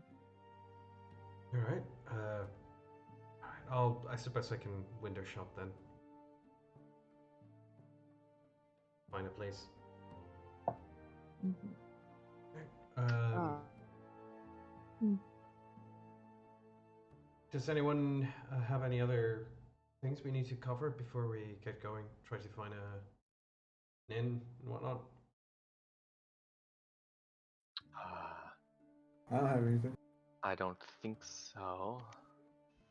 Nope, I think we're good. All right. Were you gonna say something else?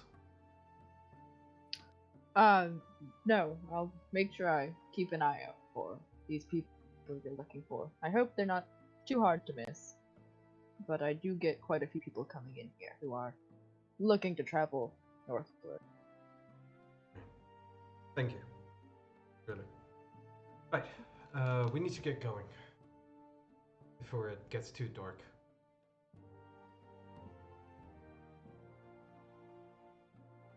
Sounds good. And on that note, I'm gonna sort of offer a handshake before we get going.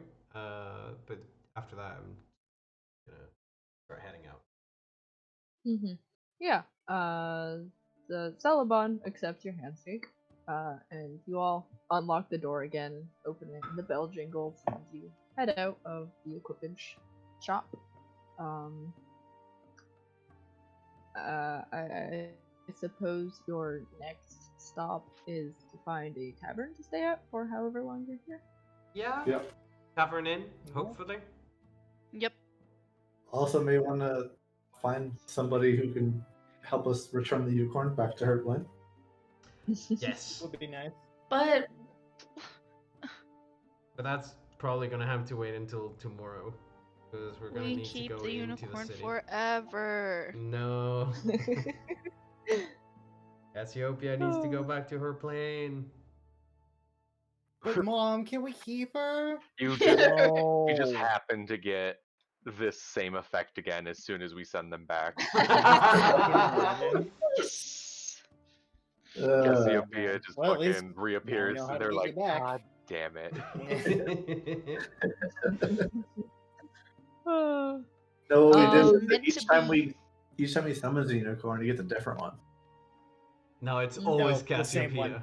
It's always the same one. Yeah. Cassiopeia No, is but it's always cursed. the same bloodline. So you get like Cassiopeia's child. Cassiopeia Jr. Yeah.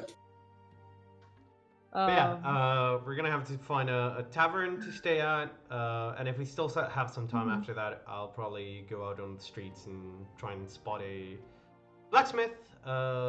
We might not need it. Actually no. I'll leave that for tomorrow after we try to find a mage that might be able to lane shift Cassiopeia back. 'Cause I don't want to Cool. buy a set of armor for Yeah, I mean- Cassiopeia and then send Cassiopeia back to. Yeah, it's only like early afternoon as you set out from Celebon's shop and go and find a tavern. I assume one in the Blackgate district. Yeah. or Yeah. do you want to go in? Okay. No. Within the Blackgate district. Cool. Yeah. You you head out to find a tavern, and as Salvon suggested, you headed closer towards the Black Dragon Gate that leads into the city, and do find a pretty homely little tavern. It's called the Rose, and it's well lit as you step inside, and you see there's quite a few people here. You get the sense as you look around, a lot of these people have like either weapons on them, or some of them even have like a lot of like some bags like by their feet. Like you can tell this is like the stop before you head out. And I assume you head up towards like the front bar or whatever, where a young woman is standing, probably chatting with some people. You can wave her down. And she makes her way over towards you guys or whoever waved her down. Oh, me. Smiles at you and says, "Yeah, probably," and says, "What can I get for you today?" Hey, we're looking for a place to stay. It's gonna be just the 6 of us, and we have 3 mounts with us. She kind of like peers back at like the probably Haskell and Eli, who are standing in the back and are the tallest and maybe the most strange, but just like like does the like lean and looks back and then turns to look at you again, Z, and says, for sure. I promise can they're well do that. behaved. Hello. Hello. For the all 6 of you and 2 mounts. 3 mounts. 3 mounts. 3 mounts. How long do you plan on staying? For the time being, we're not certain when we're going to be departing, but it's going to be within the next 10 days. So, how about we start with 5 days, and we need to stay for longer. All right. Well, we can make room for all 6 of you. If you want individual bedrooms, it's 5 silver pieces a day per person per bedroom. So that would be 5 times 6 is 30 times 5 is 150 silver pieces, which is 15 gold pieces. All I right. can just stay in someone's closet. No, you're staying in your own room. Here, I'll pay up front, and we can see about the accommodations later. And I'll take out my pouch, one of them at least, and take out 15 gold pieces. And pay for the rooms up front. Well, I was gonna. While he was talking, I was just gonna kind of look around the tavern to just scoping it out. But just ignore that. I did nothing. It doesn't even matter. You don't even have to mention it. It's because Haskell and Eli are just like right next to her, so all she sees is just broken metal. Yeah, exactly. yeah, you look around as not Eli, as Z is talking. And yeah, there's nobody really of note here. It seems just like a bunch of people. There's some humans, there's some dwarves, there's a few elves. But they're all just either sitting and talking or eating. And yeah, she accepts your gold, Z, and like takes a few steps to the right and like leans under the counter, and counts out a few keys and hands them over to you. They have like little tags that read room numbers, just like out of parchment. They're a little faded. And she says, and the stables are out back. Thank you. Upstairs, the rooms are upstairs, I'm guessing? Yes. Perfect. All right. I suppose we'll probably see. I'll probably be back around for dinner. We'll probably grab dinner here. But thank you. I'll see you around. And I'll turn She around to smiles. my party and start like, all right, room for you, room for you, room for you. And I'm not gonna give a key to Eli. It's like, Eli, I'm gonna take you to your room once we're done with the day. Okay. And while Uh, everybody's, oh, go ahead. ahead. I was just gonna say, while everybody's kind of getting their keys and doing their mount stuff, I'm just gonna sit at the bar. Cool. And drink like a fish, pun intended. Yup. Yeah, as you sit down at the bar, the same young woman eventually comes up to you, Galeen, and says, can I get you anything? What do you have to drink? Oh, we have liquor. We have Me? we have ales and wines, and we have a chowder that is cooking right now. Sure. Chowder. I don't know if that's insensitive. But it's fish. No. Shoot. I I love fish. love fish. Just as long as it doesn't have seaweed. Don't ask me why I don't like seaweed. It just never have. I was gonna say Haskell would be like, what else would they eat in the sea?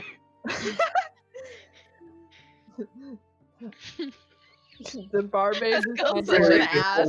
the I mean- barmaid like looks over at you, Haskell, and I kind mean, of he like cocks his head like as a legitimate curiosity. looks a little embarrassed.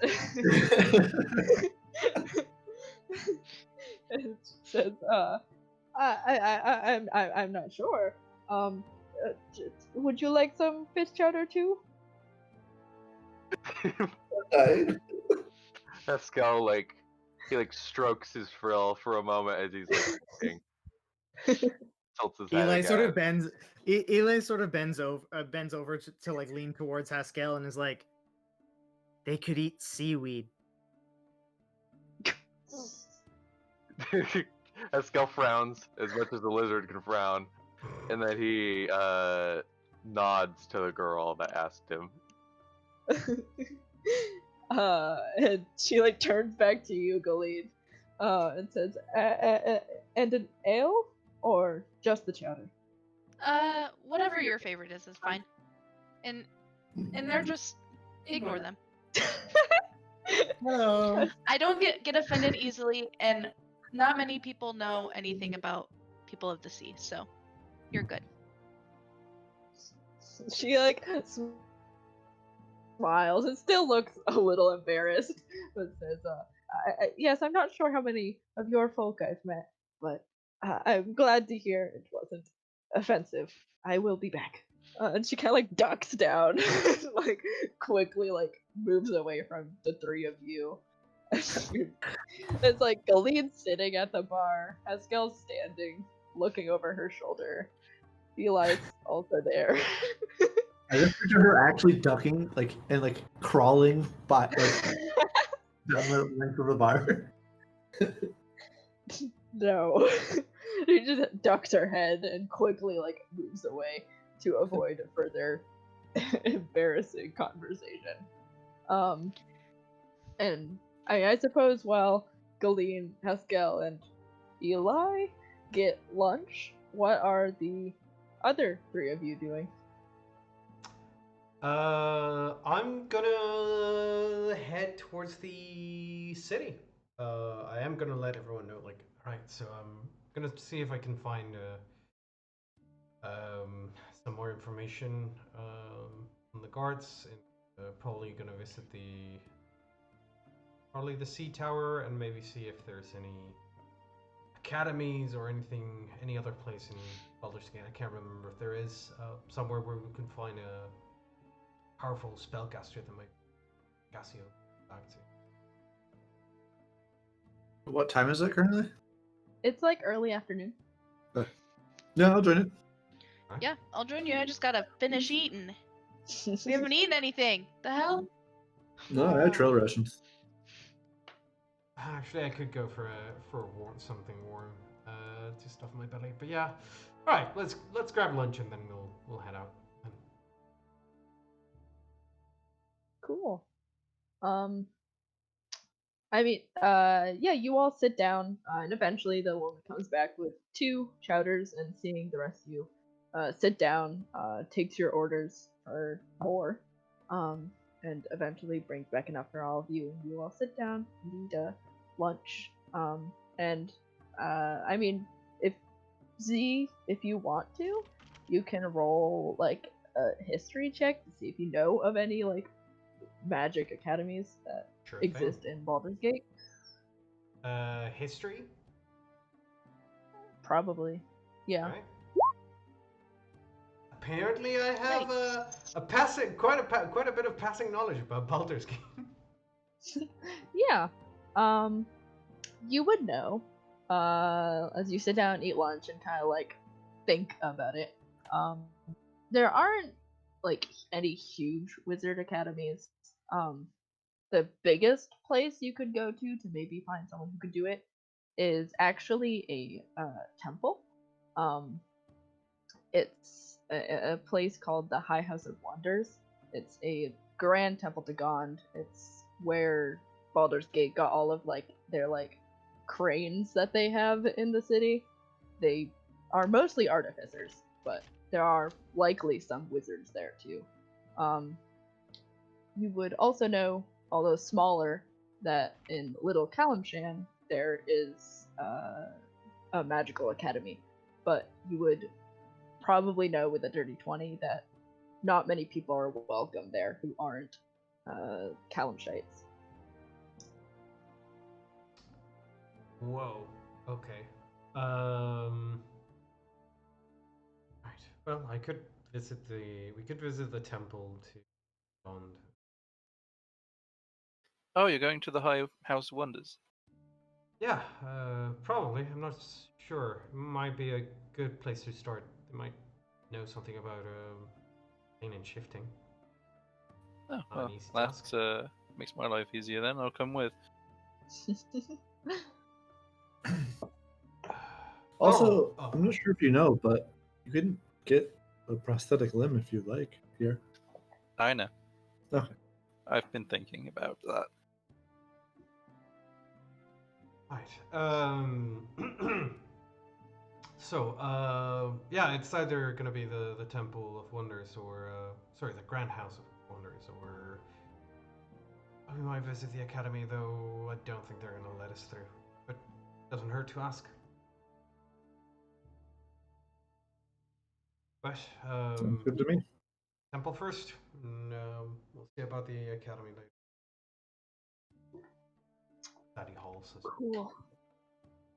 Yeah.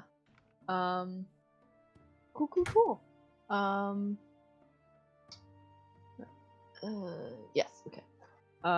Yeah, you all finish your lunch, with an exception for maybe Eli, who does not eat lunch.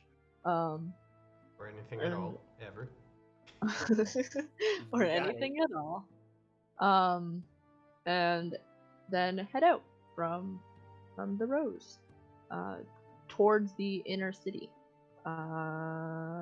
As you all head in that direction, you see the Black Dragon Gate. They're open, and there are 2 Z to you people who look more like guards than those on the other side of the city. They wear the colors of Baldur's Gate and are in like full armor. And as you approach the gate, you are stopped by them, and one of them kind of like holds out a hand and says, "You've got to pay a gold piece. It's the tax." Every time we enter or leave the city? Maybe. Kind of looks at you expectantly. This would be more a question out of character. Like every, because Do we get an armband that lets us come back in? No, I think we already cover this, but there is a cost to enter the city, not to leave it, of course. But Yes. okay, okay, yeah. And it's like a gold piece for each person, right? Yes. Does that price seem correct to Gira? Yes. Although Gira probably usually managed to never pay it. Yeah, most likely. Do they by chance have any discounts for large groups of people? Can we get a group? Can we get a group weekend pass? Yeah. Do you like buy 5 get 1 free? Buy 2-for-1 deal. What kind of deals you got going on? Maybe a family pack. We do have 2 Yeah. children with us. Those paper Yeah. wristbands that you can't really 9. pull off. Yeah, this guy's 9 days old. Yeah, Eli should get in for free.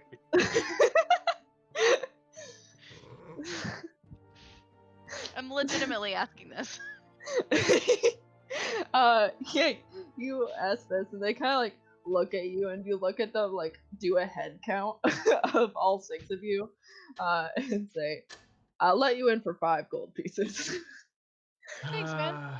That's thank you. That's quite helpful. Here, and I'll pay the tab for the party. He's like paying everything like he's the mom. It's alright. I just gave 25 gold pieces to an orphanage, so. I think it would be very person. difficult for me to get to my gold because I was told to disperse it, and it's already difficult to get in the. Yeah, but I'll pay for the party and see. All right. Thank you.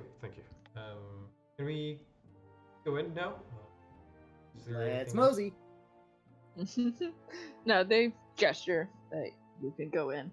And as you walk through the Black Dragon Gate, there are quite a few people around here. You're looking at a pretty it looks like a nice part of the city. And there are several, even like just stepping in, you see several like religious buildings in this area. And I think at least Kira would know. This is the district where you find the High House of Wonders. It's not too far of a walk from the gate. It's like down. My thing's invisible. It's like down here. If you want to stop there first. Yeah, I think that was the plan. We're stopping at the High House of Wonders first and foremost. Maybe they can fix me. If there's anywhere in the region, it'll be here. That sounds Yeah. promising. Give it a shot, I suppose. Yeah. The 6 of you move through the cities of the streets of Baldur's Gate, and down towards where you know the High House of Wonders to be. And as you approach, it's probably the biggest building here. You see, it's like this huge like marble and like brass temple, and the doors have like pulley systems on them, and like across from this building is another one that has like little like merchant stands set up on the outside, and it's built very similarly, and you see they're selling like little like figurines, like little brass figurines, and some bigger creations from the artificers who likely go here. And I mean, I don't know which building you wish to go to, but you see 2 of them. I'd like to use one of my I don't know, like passive background features, I guess. Where I can just like gain favor with scholars and shit. And because I'm literally like an animated construct, I'm pretty sure like everybody in here would have wet panties for Eli. So yeah. I don't know how that's gonna chime in exactly, but I would like to highlight that. Absolutely. I mean, yeah, you all are approaching it. There are a few people outside the bigger building, but the doors are open and you can see inside there are people, and there are a few more outside the smaller one with like the merchant stand set up. The doors there are also open, and it looks a little more formal on that side, on the inside. But you're free to go talk to whoever you wish, I suppose. And if you want to split up or stay together, it's up to you. Never split the party. Always split the party. Except earlier when we split the party, and earlier when we split the party, and earlier when we split the party. Which is never exactly. We have a perfect track record, you guys. No, we have to split up and look for clues. As long as we're on the same plane, we're not splitting the party. It's fine. I see.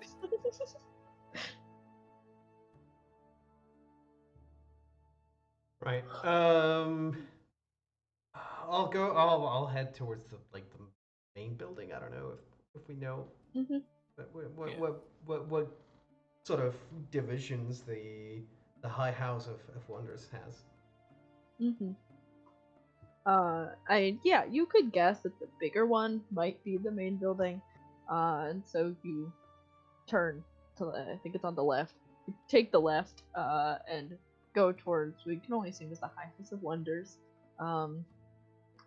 And as you approach the doors, there are some people like moving in and out, and yeah, Eli, you are getting looks like more than usual. And as you're like stepping through the doors, there's like many people in this building. You are only in like this front chamber, and there are many people. And as you step in, like people glance to look over at you, and a lot of them just like stop. Like it's like, is that a robot? Eli just sort of waves, says hello. As you're walking in, eventually somebody, a small like gnome woman, like approaches you all and says, well, hello. What can I do for you? I do not think I've seen you all around here. Yes, we've just got into the city. We have a few errands to run here. Z, would you like to go first? Sure. Right, so this might be a little bit of a strange request, but would you know if there's any services or devices you might be able to sell or provide for planar shifting or banishment? We need to return a creature from a different plane back to its rightful place. Oh, It's a unicorn. Oh, well, I surely cannot do that, but I'm sure we could find some priest here who might be, at the very least, High Artificer Torment Silvershield will know. I don't think we sell any of those things just like out to the public, though. I don't know if he's in the temple right now. He might be doing like Duke duties, but I'm sure someone can track him down for you all. If you could, that'd be wonderful. Yeah. Of course. In the meantime, is there a? There should be a section here, I think, dedicated to constructs. I would have thought. For sure. I mean, it seems like you have one yourself. Yes, this one's with us. He claims to be broken. I fell from the sky. Yes. And we wonder if perhaps there was someone here that could take a look at him. For sure. I can lead you in that direction if you would like. Unless you have something else you need to do. Nothing particularly urgent. Then for sure. Follow me.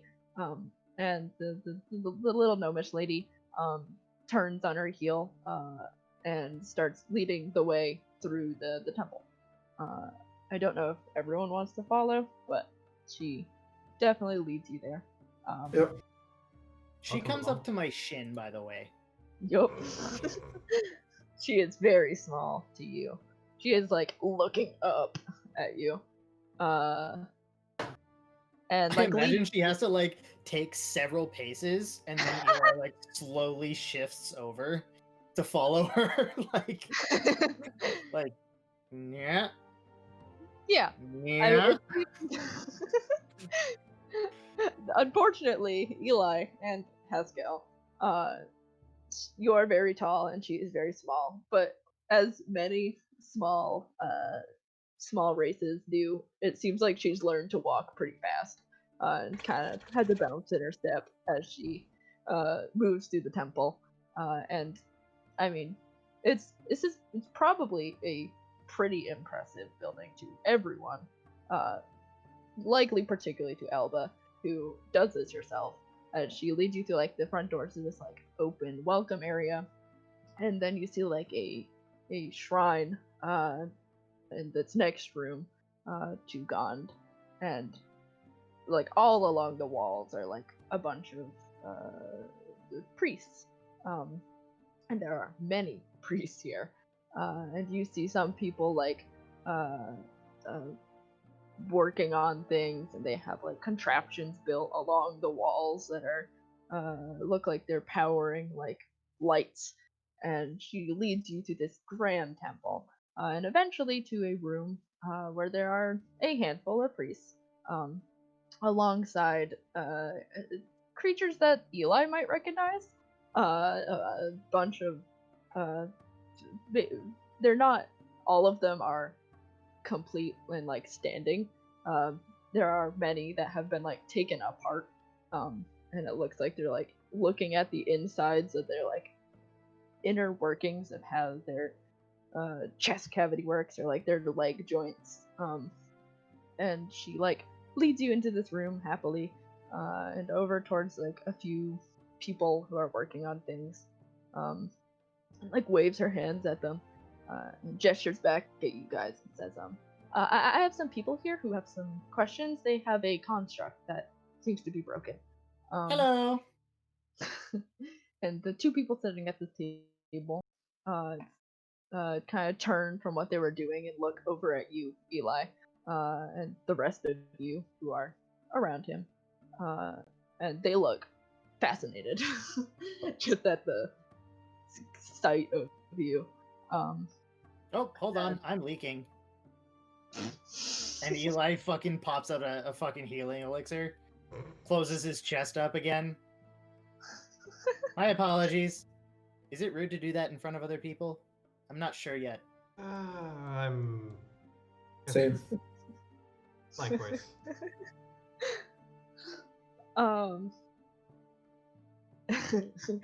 as, as this happens, like the gnomish woman sticks around, but like an older human man stands from where he was sitting, and looks at you all, and says, uh, "Where did you find such a intact construct? I mean, he claims to be broken, but this is much more intact than many we come across." I fell from the sky. He really did. You Yes. He almost hit us. I believe it's something similar to a large modron. Was it you said, Ollie? Yes. Yeah, I believe it's something similar to a large sort of modron, but I'm not certain. It's not something I've ever come across. Hmm. And Definitely intelligent, regardless. Though Thank you. perhaps a little naive. Thank you. Yeah, the older man looks at you, Alba, and nods at you, very quickly, probably coming to the decision you're the person who probably knows the most in this situation amongst your friends. Despite knowing Eli the shortest, and kind of like walks up to you, Eli, and looks up at you since you are very tall. He's not quite as short as the gnome though. Mhm. And he says, what appears to be broken? Do you know? I know of a couple of things. Where do I even start? He like glances back at his companion who's sitting at the table with him, and like they're like already pulling out pieces of parchment, like quills, and he looks back at you and says, I, wherever you would like, as long as I would be happy to help if I can." All right. It's not going to be a short story. He does not look at all phased. Well, Just waiting. it all started when I was, I suppose, assembled 9 days ago. And Eli's sort of going to go over the story of, so I was created to be, this construct that follows orders and does things, but turns out I like art, and I don't understand why a lot of orders happen, and, the whole, you got to do it this way because that's the way you're supposed to do it, but that doesn't make sense because sometimes things are different. And I saw this pretty ceiling, and it looked like stars and stuff, and it was really cool. But I don't think any of the others would have liked it. And he just rambles on like this, like just like mouth diarrhea, just spewing words, and he's just gonna keep on going. And yep. Yeah, I mean, the man you're talking to looks fascinated the entire time. You get Eli, the sense. sorry. Go ahead. Okay, Eli, can I ask you a question? Of course. You said the others? Are there other constructs like yourself? Yes. Oh yes, many. Again, I was created in a factory. Factories mass produce. Yes. They all just would blindly follow orders. They never displayed any sort of individuality at all. Precisely. The perfect soldiers. Would you describe them as mindless, perhaps? Oh, no, not mindless. They're capable of rational thought and critical thinking. However, all of that is for the purpose of following orders. I see.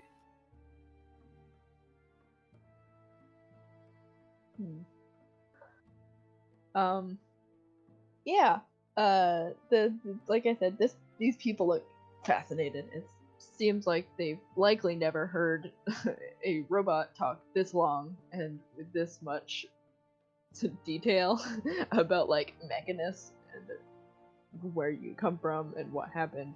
And eventually, as you like sputter out to a stop, likely with and then I hit the ground and I killed a kobold, and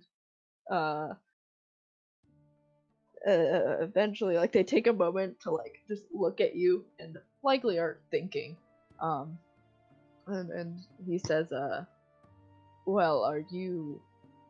It sounds like you just. I know you said the others weren't mindless, but it sounds like you formed some sort of greater sentience than your companions. I do not know if that is broken. Unless no, it is inherently inferior, as I was discarded.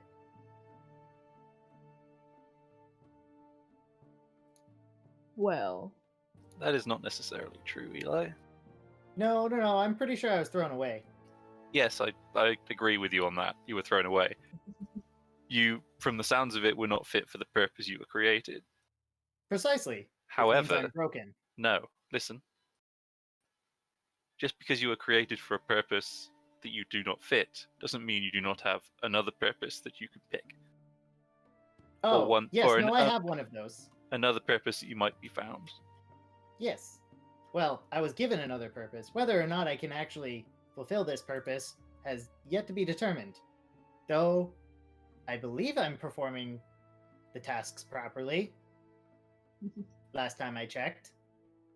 You are. You've been a wonderful companion, Eli. Thank you. Well, then, if you do have a purpose now, then you are not broken anymore, right? Oh no, there are still things wrong with me. My aviation function is, well, offline. Well, not all of them, but most of them, in terms of emotional capacity, are faulty? Probably broken. Broken is the right word. So you are more literally broken as well. Yes, it would seem that falling several thousand kilometers, which is the unit of measurement we use on Mechanist because we're not monsters. Going back at it. Seems weird. I don't like it. Seems weird. I'm not so sure. It does have an effect on the physical body. Yes. I'm frankly amazed that you survived the fall. Yes. Well, most of me landed. Some of it probably burned off in the atmosphere. Did you know that that happens? What's the atmosphere? Right. You breathe. That's the atmosphere. No, that's air. The friction from the air. I take Yes. it. Yes. I see. That's the one. Wait, air has friction? Yes. Move fast enough, yes. Wind hits sails, does it not? That's true. Mm-hmm.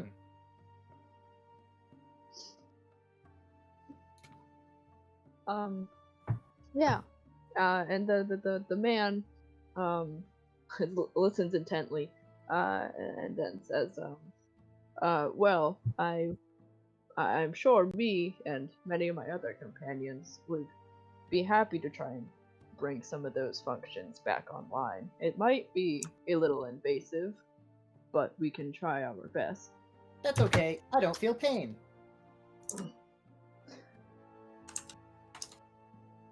I meant more like we will likely have our hands inside of your chest and head cavity, but if you are sure, I will have to kind of like pauses and looks back over at the thing he was doing, and says, I was working on something which I have to finish. It's a job I have, but I can speak with some other people who might know more than I do, and perhaps get you back in here tomorrow, or later, if you would prefer. Well, I do believe that we have at least half a 10-day, which is 5. Almost as old as you, Eli. Almost as old.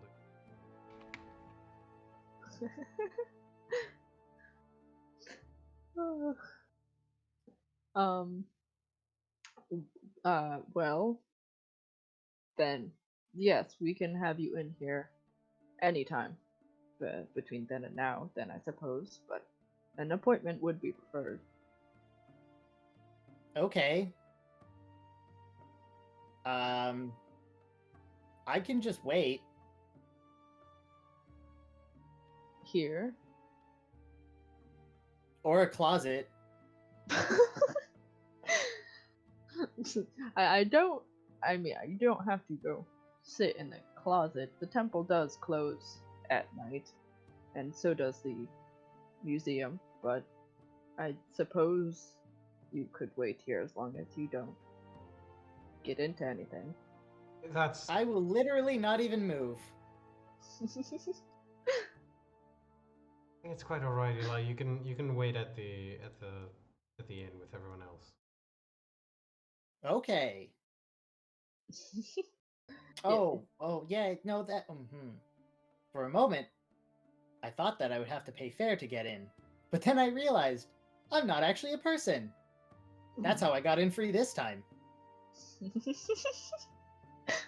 As Z realizes he's been it's like, wait, he's not wrong on this one.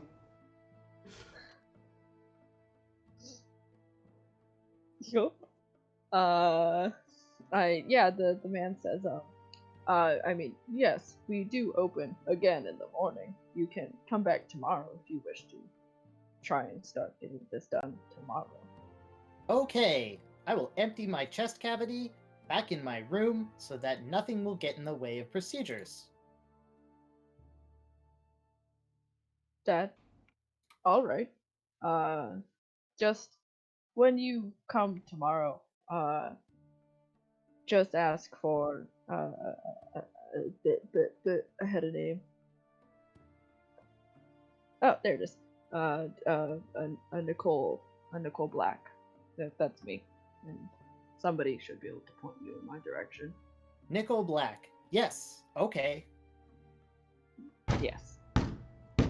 I suppose today, is there anything else I can help you with? Before I get back to what I was doing. Oh, we need to send a unicorn off of this plane back to where it came from. Beastlands. And the little gnome woman who's still like waiting around, has been listening to your story, interrupts and says, "Oh, I can bring you to some other people that might know better than Nicole over here." Okay.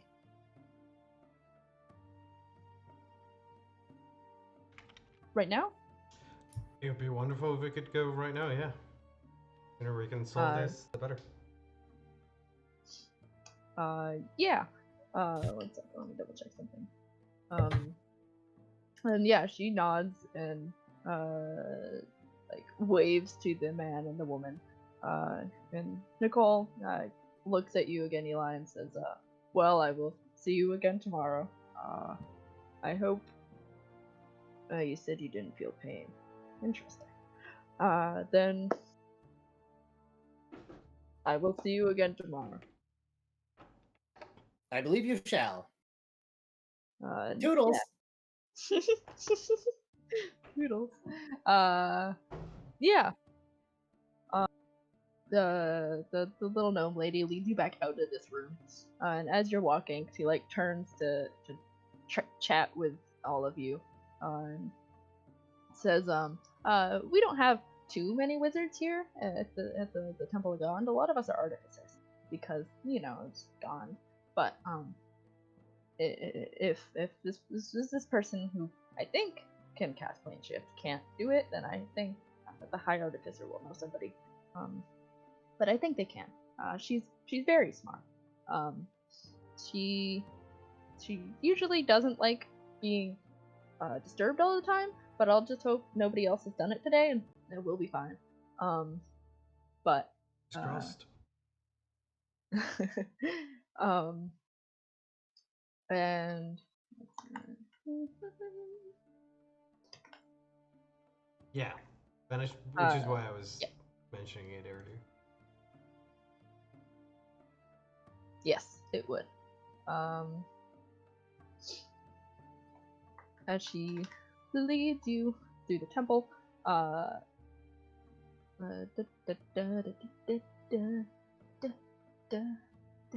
just double checking when. Yes. Cool. Yes. She leads you through the temple, and through a bunch of rooms. And once again, it seems like everybody's doing something in this place. This huge place, and a lot of the doors, as she if they're closed, she just pushes on them slightly, and you hear a and they just open. And she eventually leads you into a room further in the back, and the doors are closed, and she knocks on them,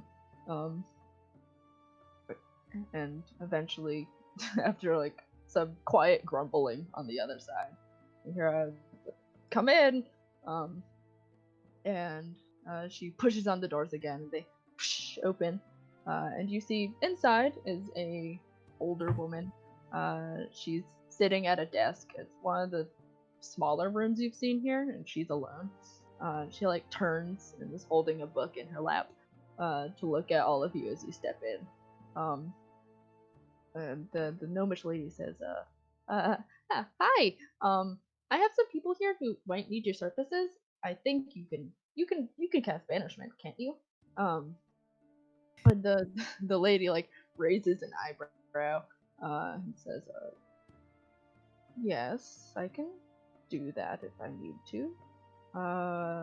And like looks up towards all of you, and it's just like a older human woman, and looks up towards all of you and like scans your group, and focuses on Eli, and says, "Do you need the robot banished?" No, No, we have no, a no. unicorn. Ah, Yeah. a unicorn. Yeah, Well, It's his fault. And Eli points at me.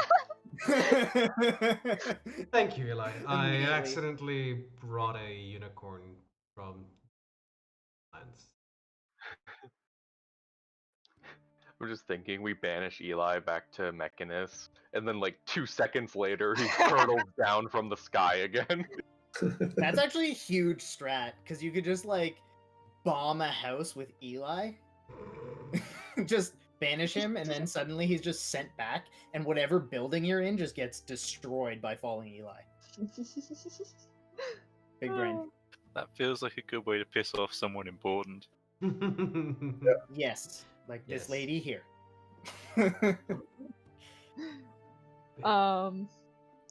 We're hoping that we can get Cassiopeia, the unicorn, back to their own plane of existence back as soon as possible.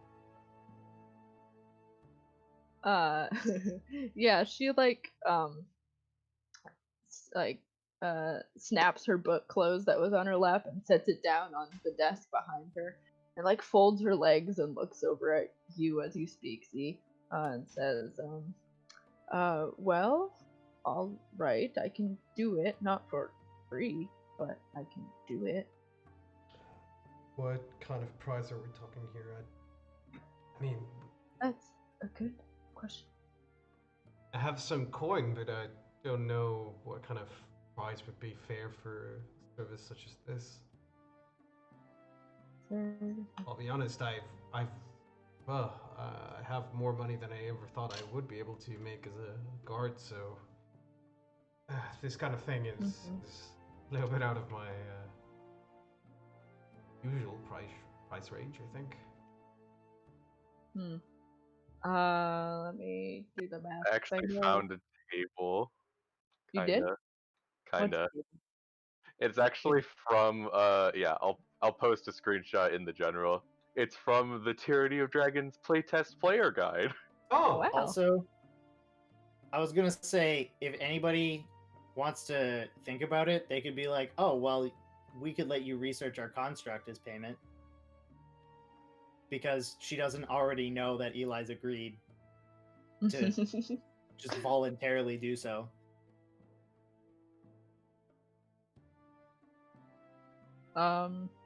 Yeah, so banishment is 4th level. Boo. So, I don't know what that level.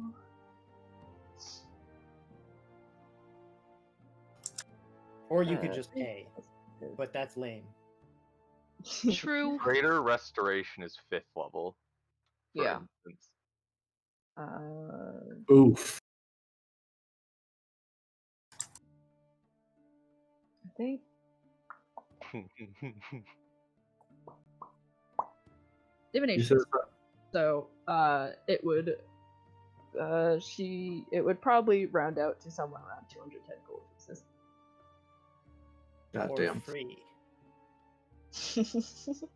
She tells you this as you ask. oh wow, that's incredibly expensive, but yeah, no, that's fair. That's perfectly valid. Yeah, I can pay that. Would we be able to get a discount? We're actually letting your co-workers, your associates, study our friend Eli here. If get like some kind of discount. 'Cause, I mean, we were just doing it. Eli kind of volunteered himself for it. So Z, how do you keep making all of these gold coins appear?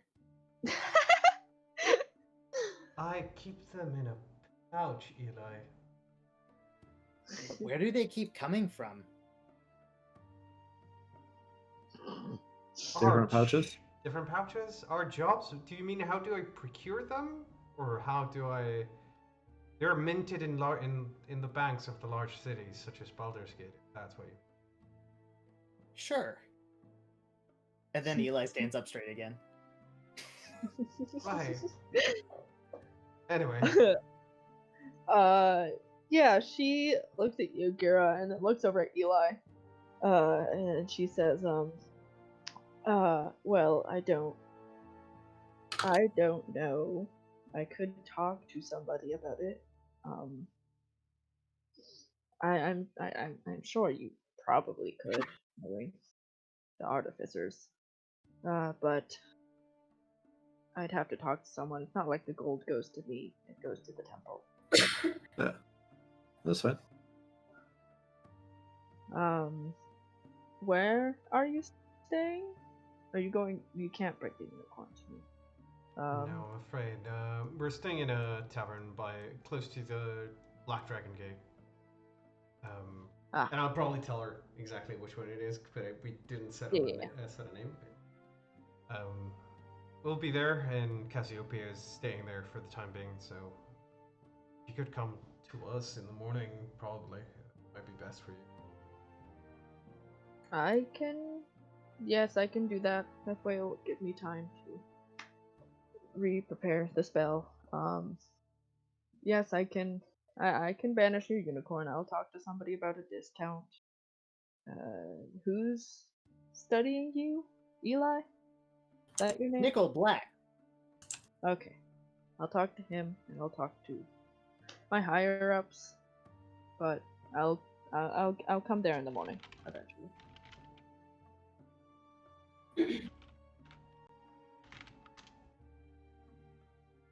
Whoop.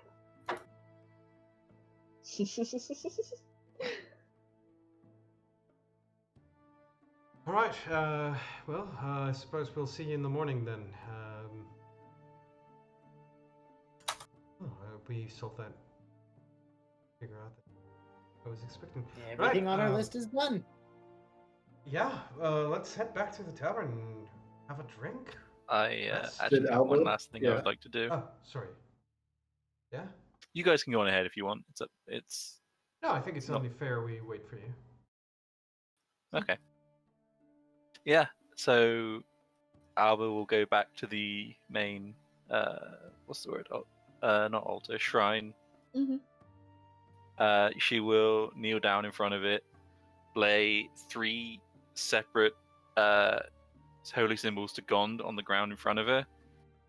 One of which is very, very badly burned and slightly warped. And then she'll clutch the 4th one that's around her neck and say a small prayer in her native language. Which I'm almost certain none of you speak. Most of I it. do not. It'd be weird if I did. It would be very weird. Unless it's Undercommon. It's not. Okay. It's Lantana. Oh, yeah, nope. Not in It's a little only bit. spoken on her island that she comes from. Oh, shit. Yeah. It's a regional language. Yeah. Hmm? Sorry, what were you gonna say? No. Go ahead. I'm just gonna sequence into the next piece. It's fine. I was just gonna okay, that's fine. No, I mean if you had something to say, I didn't want. I thought No, you were done. I don't. I was just filling space because I wasn't sure if you were gonna say anything or not. Then I mean, yeah, you leave this woman, this wizard, who would give you her name, Arvine Amblecrown, and head back out towards like the front of the temple, and suffice to say, you're still getting looks, Eli, from several people, or many people. They look interested, and make your way back to the front where the shrine is, and you kneel and say your prayers. And after a little while, I assume you're leaving the holy symbols there, or are you taking them with you? She'll leave them there. Leave their faith with yours. And yeah, you finish praying. And I suppose you have the rest of the afternoon to do things if anybody needs to. Don't think we need to do anything today. Correct me if I'm wrong, guys. Nope, I don't think so. No, I don't think there is anything. Right. Cool. Quick out of character question: how long Yes. do you want to keep going for? Because it is the 3-hour mark right now. Gotcha. I'm getting kind of I'm good tired to- and I'm starving. Oh, okay. But I mean, I could do more, but I need to get food soon for sure. No we could- worries. We could probably wrap up now. Yeah. Yeah, and then this is start fine. off in the morning. generally Yeah. a good place to wrap up. Yeah, Alright. before I'm gonna leave Cassiopeia behind. We're not. Oh, We're well. just yeeting her. We'll be able. we're not leaving her. We're definitely just like She's leaving bring, us. bringing her back home. Yeah. GM's just like, here, have a unicorn. Nope, don't fucking want it. Look, there's no Spends reason. money to get rid of it. There's no reason in character that any of us would want to keep the Cassiopeia away from their own plane of existence. And then I mean, yeah, as Alba finishes praying and leaves the holy symbols behind you, leave the temple, and once again step out into this main like square kind of area, and still see people on the other side in the smaller little maybe temple. Somebody referred to a museum. It could be that. And head back towards the Rose, which is where you're staying, through the Black Dragon Gate, and to your rooms, which you have keys, probably to unload, and then maybe go downstairs and have a drink with your party, and have perhaps a peaceful night before you have to constantly be on the lookout in the city in the next 10 day or so. Alright. And yeah, that's where we'll end session. As Good always, Heck yeah. hope you enjoyed and had fun. It's the same Yeah. thing. Good Hell yeah. questions, concerns, comments. I don't know. DM me. Stream. Will DM me. will do. Will Yeah, do. my DMs are open. Stream. Slide Get right it. in there. Sly, very sly. All right, I'm gonna end the stream there then, guys. All right. Peace, Bye, stream. stream. Bye. That's really- stream. Alright. Stream.